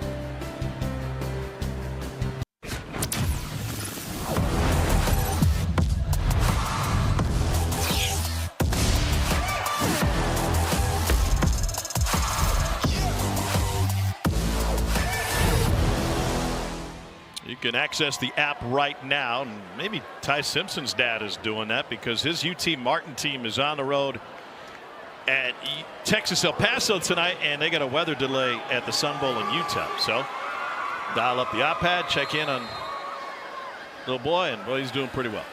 17 for 17 tonight. Bama has gone deep. They've had 5 different running backs tonight, including Dre Washington getting his first carry. And one thing hasn't changed, though, is Parker Brailsford. You're going to see him pull around here, wants to just the athleticism, snap the ball, get outside. He would end up hooking that defender, so it means he gets actually play side in front of that defender, able to wall him off. He's got some Dermontti Dawson in his game, his lateral quickness, ability to get out in space. Just a phenomenal football player. Your eyes lit up when we had a chance to meet with Parker yesterday. I left. I just said I'll go meet with him somewhere else. Yeah, you guys left the meeting, had a one-on-one. I got the sense after we talked about his style of play and the evolution of his level of intensity that he brings a certain grittiness to the position this year that maybe he hadn't shown in years past. He hadn't. And I watched every snap of his at Washington. Aaron Taylor, the Joe Moore Award Committee that I'm on, and we took that trophy to his Washington football team. He won it. He didn't play with a lot of the nasty that he does now. And I asked Coach DeBoer, I asked Coach Grubb, I said, how much of that do you think was Tyler Booker running off on him last 2 years? And he said, absolutely, 100%. When I asked Parker that, he said, no, I mean, I feel like I kind of always had this. I was like, no, man, it's a little bit different now than it was. He just has a little more extra at the end of plays, a little more physicality. Yeah, it is. He did tell me, he said, I will say, watching Book play here, he goes, I didn't think like legally you could get away with some of the stuff he was doing to people in this uniform, but you can. So Ryan Grubb said it was the best camp for an offensive lineman he had ever seen. Another lost hat. This time it's Levante Jacobs. And to your point, that's the guy who coached the best offensive line in the country just a couple of years ago in Washington. Tom, and there were a lot of negatives to take away from that Florida State game, and there were a few positives some people pointed out. The one that I became increasingly frustrated with was nobody was talking about 72. I thought he played the best game of his career against Florida State. He was that good. Here's the problem when you say nobody. Like, you can talk about it. You have a radio show and a TV show, and you're on air every Saturday night, so it's not nobody if you're doing it.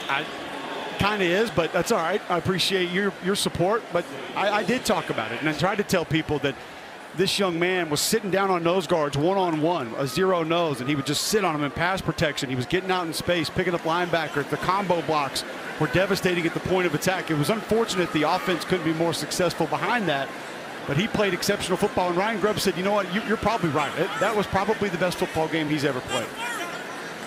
There was some confusion because the chain gang was a little bit late. It was a first down.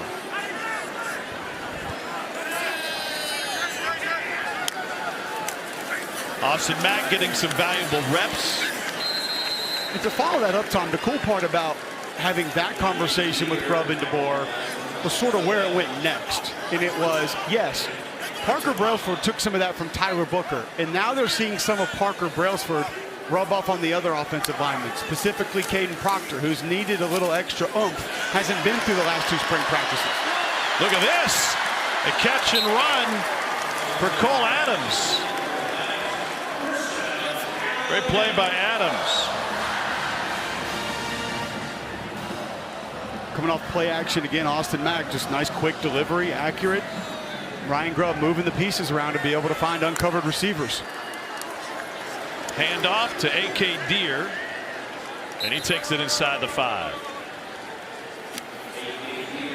You think this is the last rep for the starting 5 on the O-line? I think so. I think you would like nothing more than with almost under 120 left in the third quarter to allow this group, who played phenomenal football tonight, to just dominate one more score into the end zone and then call it an evening.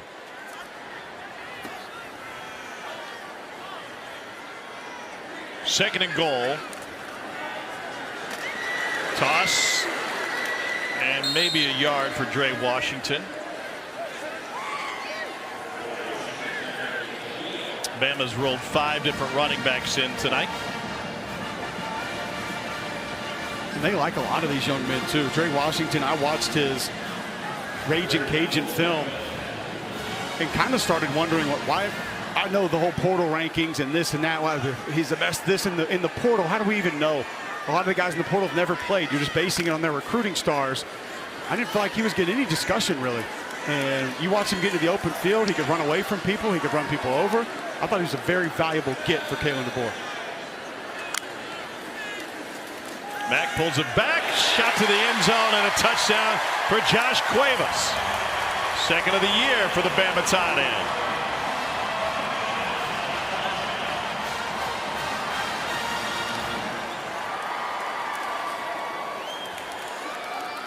Second passing touchdown for Austin Mack.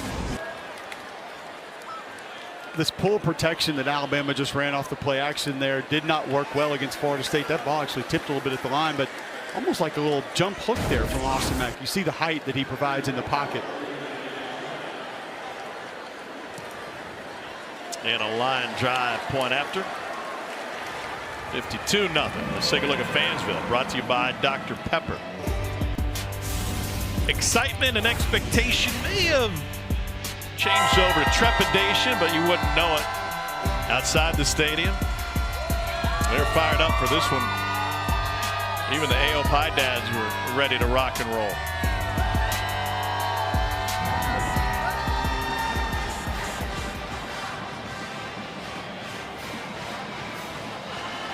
It's Alabama, Tom. We love our football here. Team can lose, team can disappoint us, no matter what corner of the state. We love football.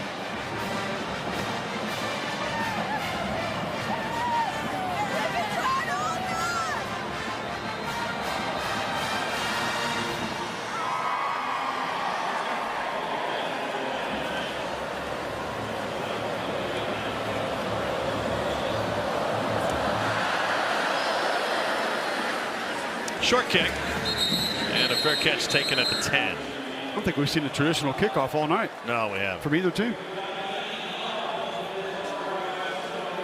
So Alabama looking to keep the shutout intact.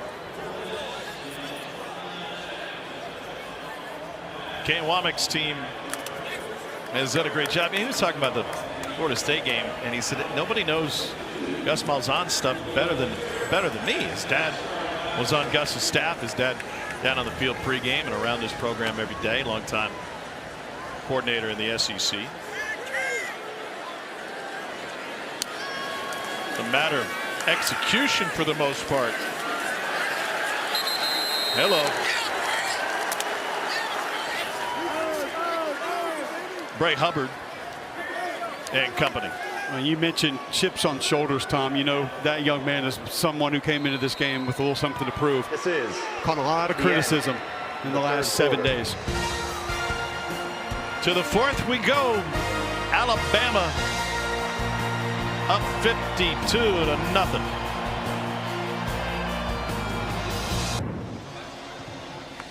Welcome back to SEC Saturday Night, presented by T-Mobile 5G Home Internet. Saban Field at Bryant-Denny Stadium, where Alabama has won 82 consecutive games against non-conference foes, and the rush defense has been turned up a notch tonight. Now, 4 rushing touchdowns against Florida State, undone by a running quarterback, and only 38 yards allowed on the ground tonight. Keep in mind, too, Tom, still no Tim Keenum, no Jamarian Latham for that Alabama front tonight.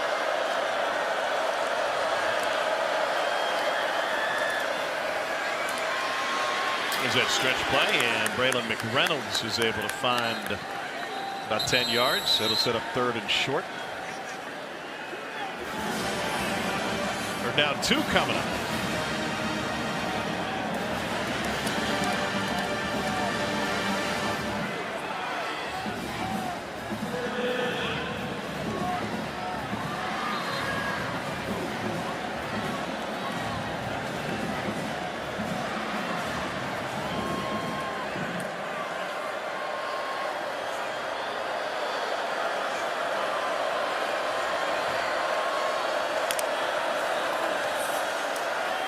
Quarterback wants to keep it himself, and there's a first down run by Hunter Herring. 6'5", 230 out of West Monroe. Played for the Raging Cajuns before he came over to Monroe. He accounted for nearly 5,000 yards in high school, 82 touchdowns through the air, and set the state championship game record with a 7-touchdown performance. The craziest part that you brought up earlier about some of the things that he's done, he's thrown some passes, caught some passes, but a block punt on top of that is just silly. The versatility this young man has. Got a couple of reps at quarterback tonight. And now back to Armenta. Over the middle and a little short. I'm not sure if that was short for long that receiver or overthrown on that dig route over the middle of the field. It's one of the things I love about this offense that Brian Vincent runs. Everything is married together. Every formation has multiple options. Everything that you see on the field, it makes sense as to the how and why of when it operates. But the run game has to get going early. I asked Bill Clark, former UAB head coach, about Brian Vincent and his offense. He said, we love the physicality. Oh, and the ball came loose. It was jarred out of there. And now it's scooped up with a chance for a rumble inside the 20-yard line. QB Reese living up to the name.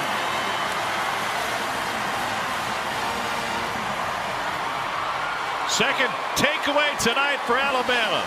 Big fumble recoveries must run in the family. Helmet, meat, ball. Looked like Drake Kirkpatrick forced it out. A couple of names familiar with SEC programs in this state. Dad, obviously one of the best DBs to play in the Saban era. And QB Reese, his dad Quentin played football at Auburn as well. Here's Keelan Russell, now quarterback for Alabama. And Russell wants to keep it. Picks up a tough yard on the perimeter. So we've seen the present, now we get a look at the future. And those wheels are something that he's going to be able to provide too. Explosive capabilities on the ground with this young man. 6'3", 194 from Duncanville, Texas. Well, and that improvement that we mentioned with Austin Mack, Coach Grove, Coach DeBoer saying the same thing about Keelan Russell, saying this young man's made gigantic strides since he's been on campus.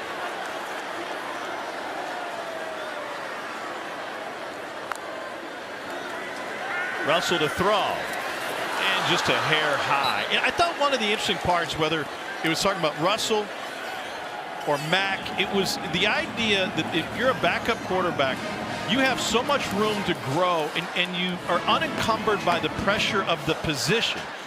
You just go out there and work. Yep.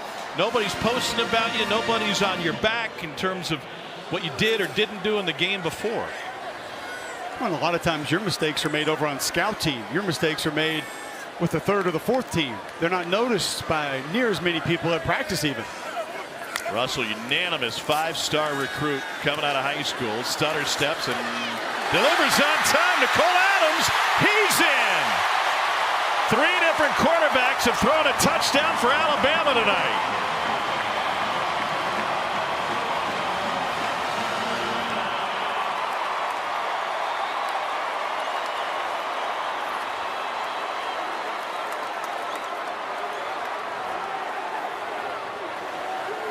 Well, the ability to hit the brakes, reset, and release this football from Keelan Russell, beyond impressive.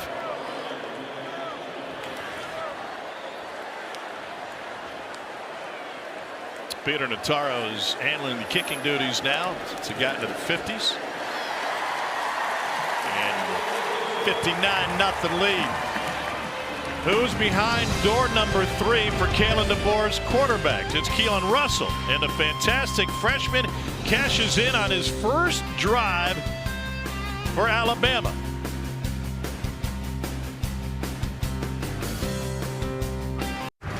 The College Football Playoff begins December 19th and concludes with the National Championship January 19th on ESPN. And Alabama has re-entered the chat. If Notre Dame can lose in Northern Illinois and make it in the playoff, and Al can go up backwards, heads up, coming right at you. Well, it'll be a big turnaround because all of the pundits thought the sky was falling here. If Nick Saban watched this tape back yesterday, he would kick some of the kids off the team. That's how bad it was. Saturday was like a waking nightmare. Punch him in the mouth early, and he doesn't know what to do. I don't want to hear all of these lame excuses about Alabama football. It's over, DeBoer. They look soft. DeBoer looks clueless at times. It feels like a house of cards. Well, that foundation looks a lot more stable now. And everything came up aces for Kalen DeBoer on both sides of the ball tonight. A couple of takeaways. 3 different quarterbacks have thrown a touchdown pass. And it won't be over, Tom. It's not going to stop there. A lot of folks are going to tell you, okay, this week you get back on track. Yeah, it's a Big Ten opponent coming in here the next week, but not a team that's what they have been. Proud Wisconsin program that just doesn't have the horses right now. Georgia is when we're going to find out. Georgia is what we have to see. You're still going to get that narrative from a lot of folks, and some of it's fair, but they also came out tonight and answered the bell. to the ground game, and Jonathan Bibbs. Of note tonight, 3 quarterbacks throwing a touchdown pass for Alabama. First time since 2018 against the program from the University of Louisiana in Lafayette. Jalen Hurts, Tua Tagovailoa, and Mac Jones. The last time 3 quarterbacks threw a touchdown pass in one game for Alabama. Looks like it worked out for them.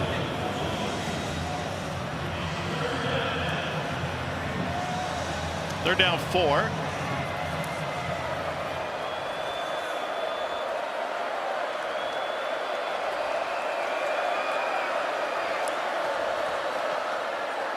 To the slant. Oh, goodness gracious. Don't feel like it was factory default as to why that helmet came off. No, that was a Pez dispenser hit. Just popped right up the top. Dre Kirkpatrick. Maybe more swag than swag?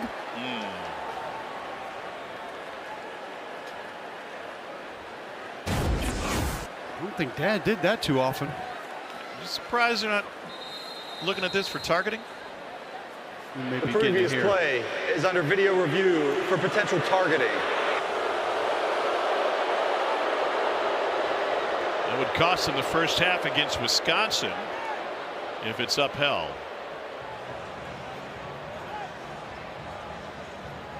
And that's a new look Wisconsin offense over the last couple of years. Yeah. It's going to be a tough one to avoid. Yeah.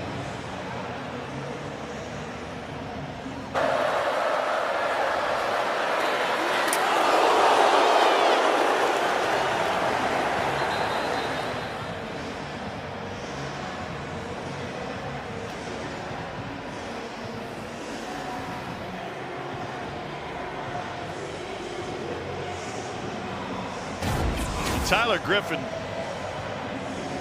got right back up, and then he went right over to the athletic training staff.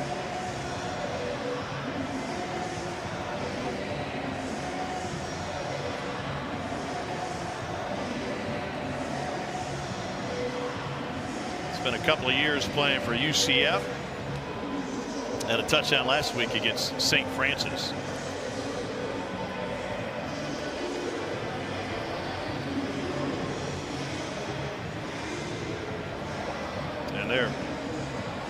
Focus on Mr. Griffin. Product of Statesboro, Georgia.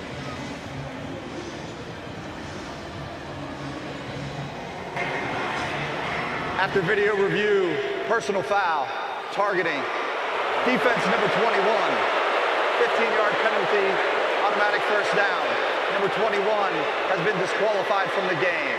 Number 0's helmet was removed on the play because of the foul. He may remain in the game. Yeah, but he may not. And he's got a laceration on his left temple. Valuable piece of that offense. Had a nice red zone touchdown. Went up and attacked the football last week. 6'4", 210. 8 for 193 last year. Well, with the penalty added on, this will be the first play that ULM has run in Alabama territory.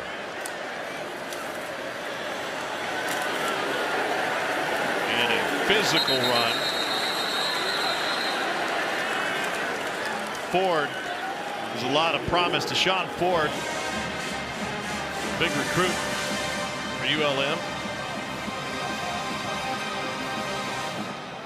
Caden Jones coming down for Alabama, squaring him up in the hole. Some valuable reps for a few youngsters on this defense. Caden Jones, QB Reese.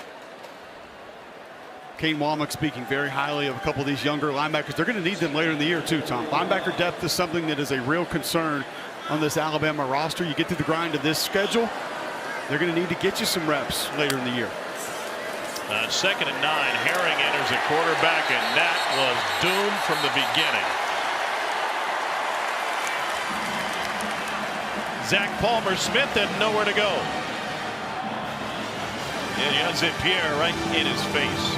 Yanze Pierre cleaning it up, but 31, Keon Keeley.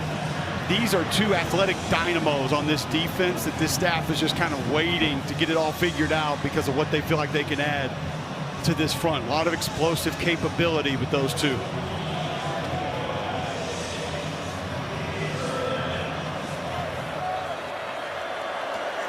Kane Womack's got a lot of equipment on.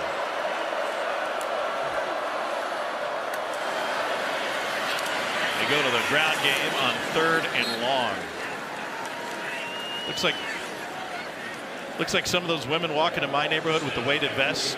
You haven't gotten one of those yet? I've got 3 of them myself, but that's just to sell them on the secondary market. Stanford Steve told me his cost $280. You better win a lot of bets. And so instead of wearing it as a belt, we just sling it over the shoulder. I'm down with that look. Yeah. That's no different than the Merces all the kids are wearing these days. He's got the hoodie underneath the vest. I mean, he goes full hoodie every practice anyway, so why not carry it over to the game? Leave the offense on the field, 4th and 7, down 59. A little high, and that will hurt.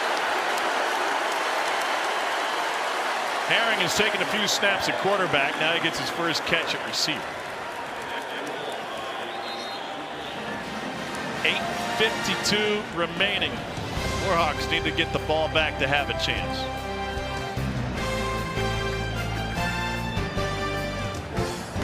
By T-Mobile 5G home internet.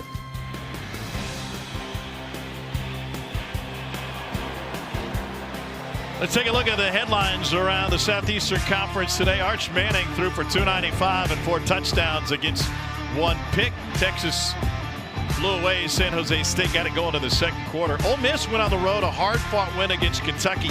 Cats led 10-0. It's a 4th win for Lane Kiffin at Ole Miss, trailing by 10 or more. Twice he's done it against the Cats. Florida shocked by South Florida. 18-16 was the final in the Swamp. Anytime a team rolls out a Grammatica for a game-tying or game-winning field goal, you can go ahead and put 3 on the board, and that's what happened. Nico Grammatica got it done today for the Bulls on parade. Mbakwe with the catch and run.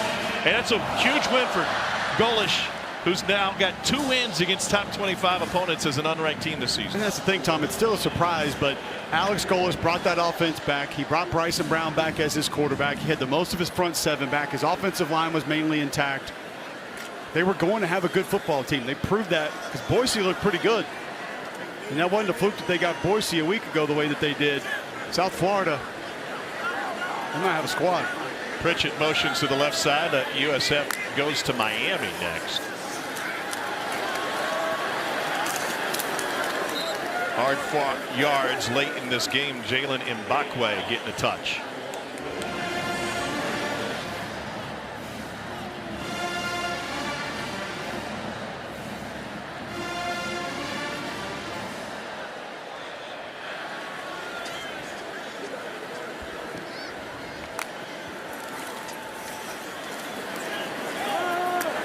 Zip to the tight end Pritchett. Yeah, I think in a very short amount of reps here, Tom, we have full confidence in saying that Keelan Russell, even off balance, going to be able to distribute the football. We saw him on that touchdown pass, kind of begin to leave the pocket up the middle, hit the brakes, 1 step back, deliver a strike. That time almost on the run, spits the football out quickly with great velocity. The talent hard to hide when you're watching Keelan Russell operate. Yeah, this is part of the plan for this Alabama coaching staff. Kalen DeBoer, talking to us yesterday, went over the plan to get Austin Mack in the game in the second quarter and said, I'd really love to get Keelan out there. He deserves an opportunity. And it unfolded in front of him thanks to the efficiency from the other 2 guys to start this game as Dre Washington carries on the left side. He comes in with a sterling resume. #1 quarterback in the ESPN 300 coming in, and he's 3 for 4 tonight. Yeah, that's Kalen DeBoer and his staff signing that young man too, so deserves credit for that.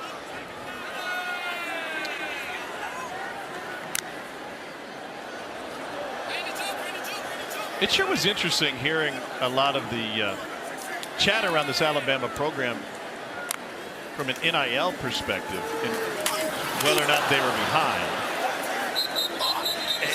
You kind of raise an eyebrow as soon as you hear that stuff, and then you check the numbers. They're tied for the nation's lead in blue chip ratio. They have as many 4 and 5 stars relative to the size of the roster as anybody in the country, if not more. When you look at the roster retention, too, you didn't have a boatload of players leave to the portal after last season, year 1 under Kalen DeBoer. So, no, I understand that there were key players that left when Nick Saban stepped down.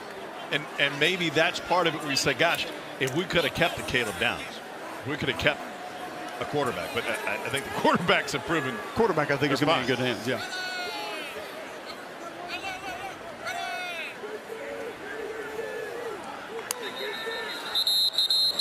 Well, the center that time.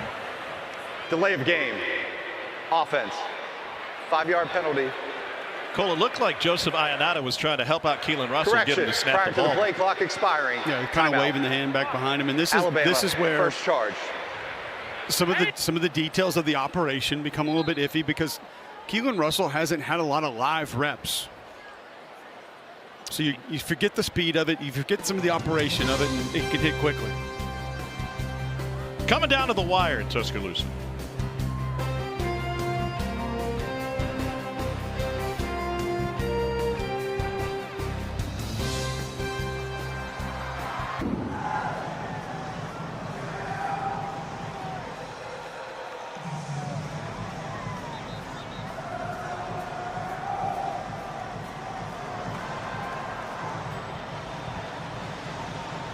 Well, if you missed college game day this morning, don't worry. They're going to stay in the SEC, headed to Rocky Top for Georgia and Tennessee Saturday, 9 a.m. Eastern from the campus of the University of Tennessee. And that is going to be a monster matchup. Weird to have that one so early, though. Early in the season. Correct. Keelan Russell, the quarterback. And Russell looking for number 2 of the night. He's got it.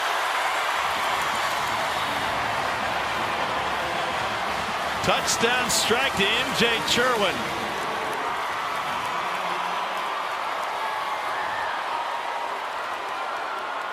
That's about perfect.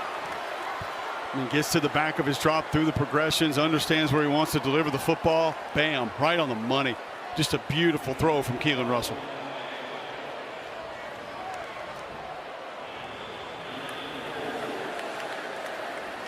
.607 to play. 7 passing touchdowns for the Alabama offense tonight, spread among 3 different quarterbacks.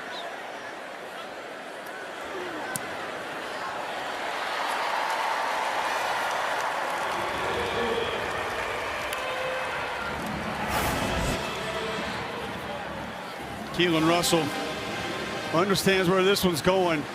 Got to fit it between coverage. Not much of an issue when you can spit the football out that quickly and you're that accurate. Ryan Grubb liked it.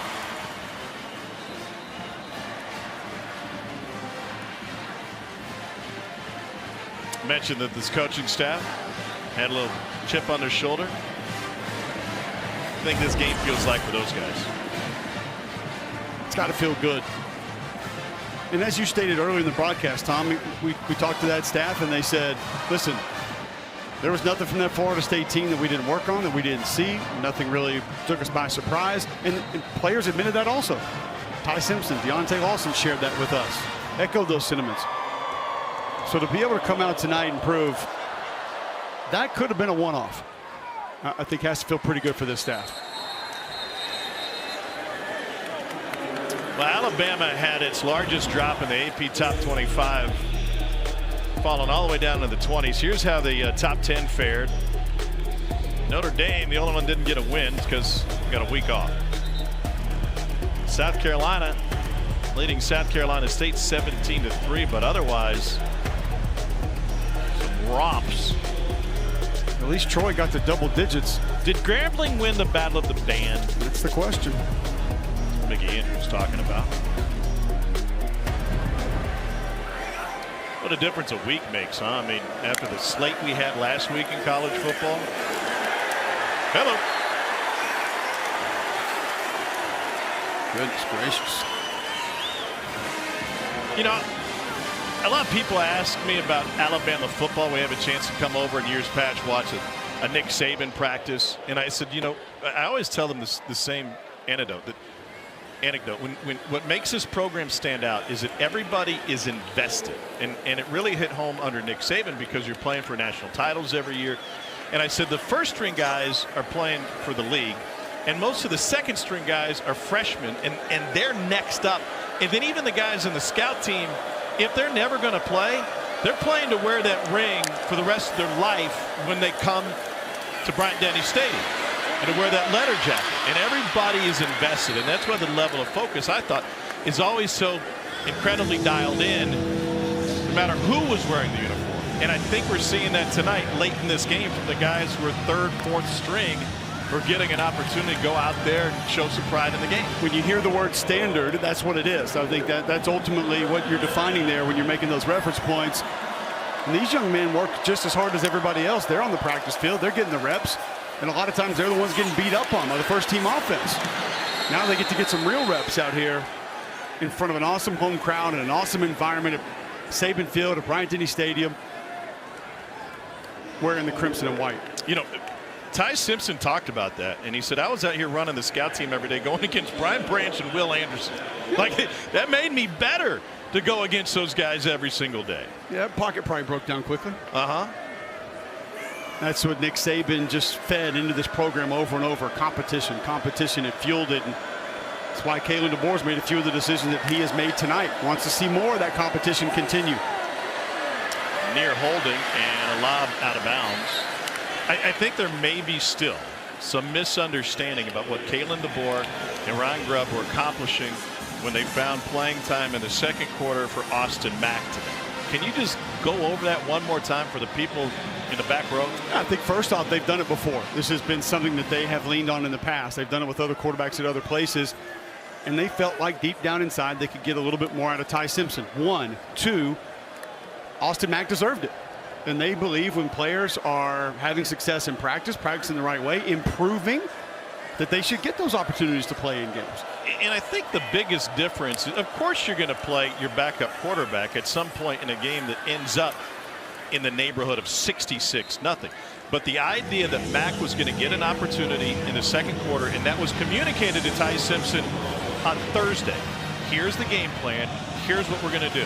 And by the way, if you take 48 hours to stew on that and that fires you up, that's part of the process. Yeah. And how did Ty Simpson handle it with us? Like a champion, like a real man would. But you could tell that it sent a little bit of a message to him that there should be no complacency here, just like there never has been prior. He said, my career to this point has been full of ups and downs. Sometimes a good restart is good for everybody, the new coaching staff coming in. But he has stuck through it. What a performance tonight. Now 3rd and 5. Out to the edge, and a catch and run made by Hunter Harrell. You see right there, he can do some things now.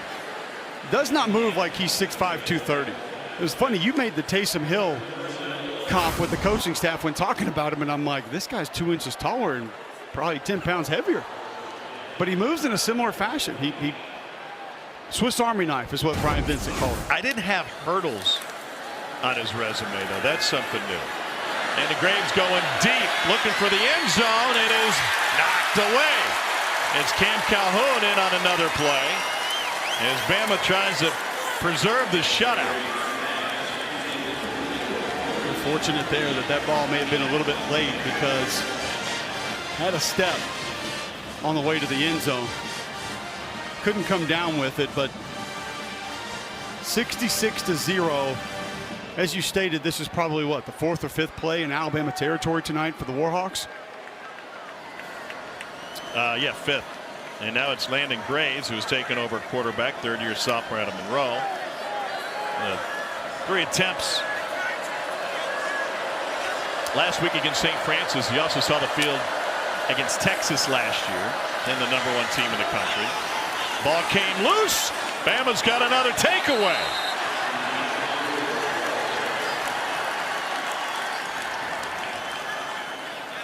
Indeed. Crimson Tide football. Rolling on the field with a fumble recovered by the defense. 1st down, Alabama. that going to be QB Reese now with a fumble recovery and a forced fumble?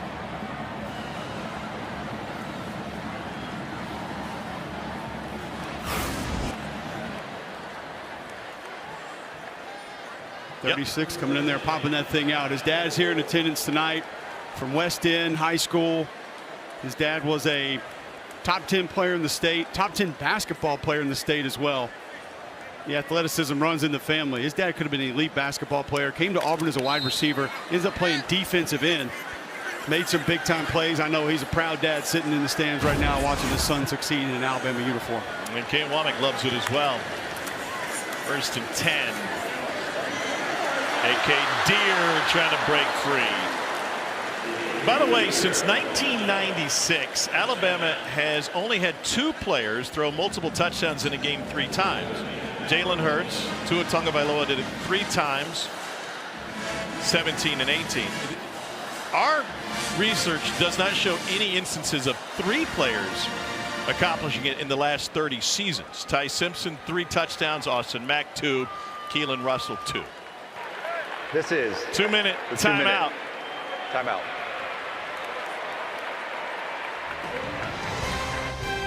Run out of words for this one. Just turn the lights on.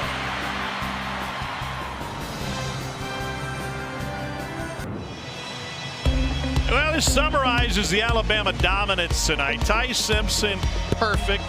Austin Mack, 80%. And Keelan Russell, the freshman, throws a couple of touchdowns and trying to finish thing off. First time in school history. 3 players recording multiple passing touchdowns in a single game.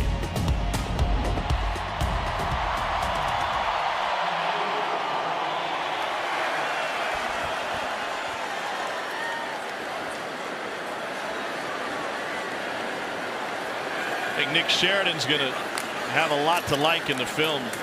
He's breaking down the QB play after tonight. And that might draw a flag on the backside. And yep. Jalen Mbakwe with the carry, but before that we'll get a hold on Jackson Lloyd, freshman from Carmel, California. Offense, number 78, 10-yard penalty, 2nd down.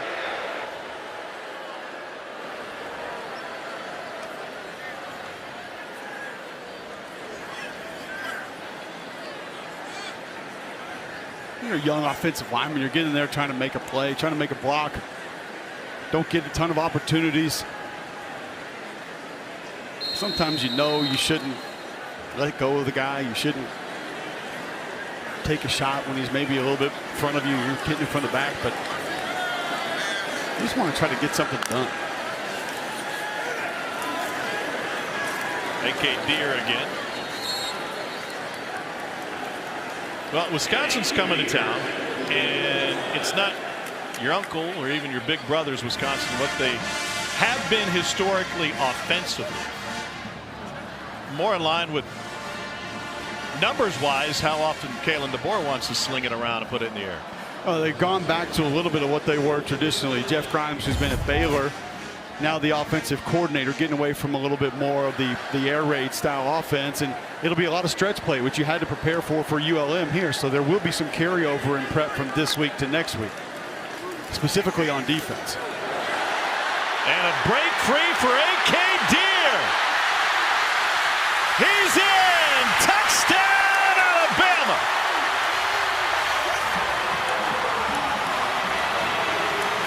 It's a 56-yard run, and they've got a 70-burger on the scoreboard.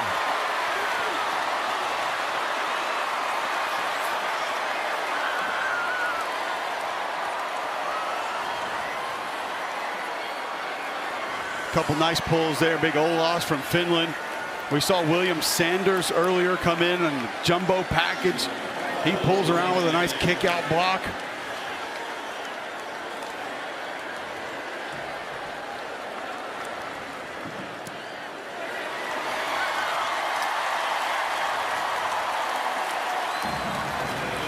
That'll send most out of here. Wisconsin, by the way, 2-0. Week 1 knocked up Miami of Ohio 17-0. Today against Middle Tennessee, won 42-10. That's 10 points allowed in 2 games. And also of note tonight, Mississippi State just knocked off Arizona State first win again. They're tearing down the goalposts in Starkville.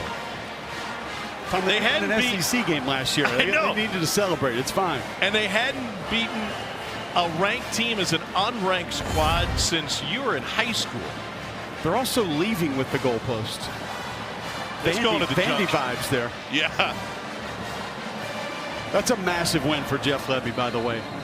One that he needed. That's a signature win for him. Blake Shapen, a nice game. Big throw late.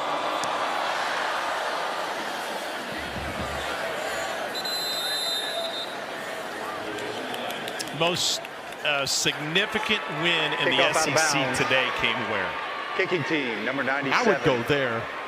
Just nobody could see you pointing to yours. I would go to Starkville because Jeff Levy needed that one so bad. If Oklahoma holds on against Michigan, when it appears as though they will, that one also massive. There were a lot of discussions about Brent Venables' hot seat. Where are they going to go? Is this going to work? John Mateer's real deal. He is. That's the best defensive line in the SEC. I mean, Jackson Arnold had a pretty darn good day, too. He did. I don't know if I would mark Ball State as significant, but there are a lot of points proven, I think, today. And maybe a lot of narratives that were forcing people to get the erasers out on their number 2 pencils.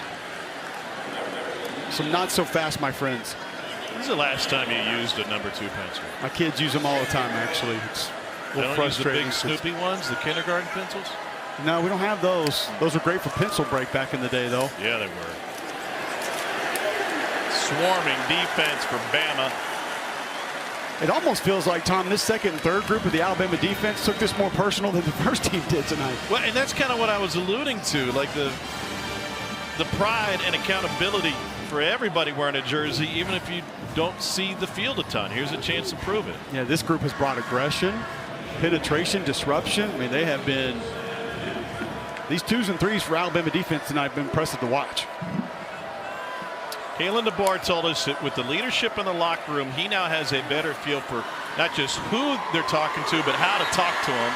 And that talk that he had as part of the players-only meeting, when the head coach walked in the door and told him what was on the line and how he wanted them to react, that message was received. Mission accomplished. Largest shutout win for Alabama since 1951. That Delta State team was down a couple starters. Well, yeah, they got ransacked in the portal that year from what I remember.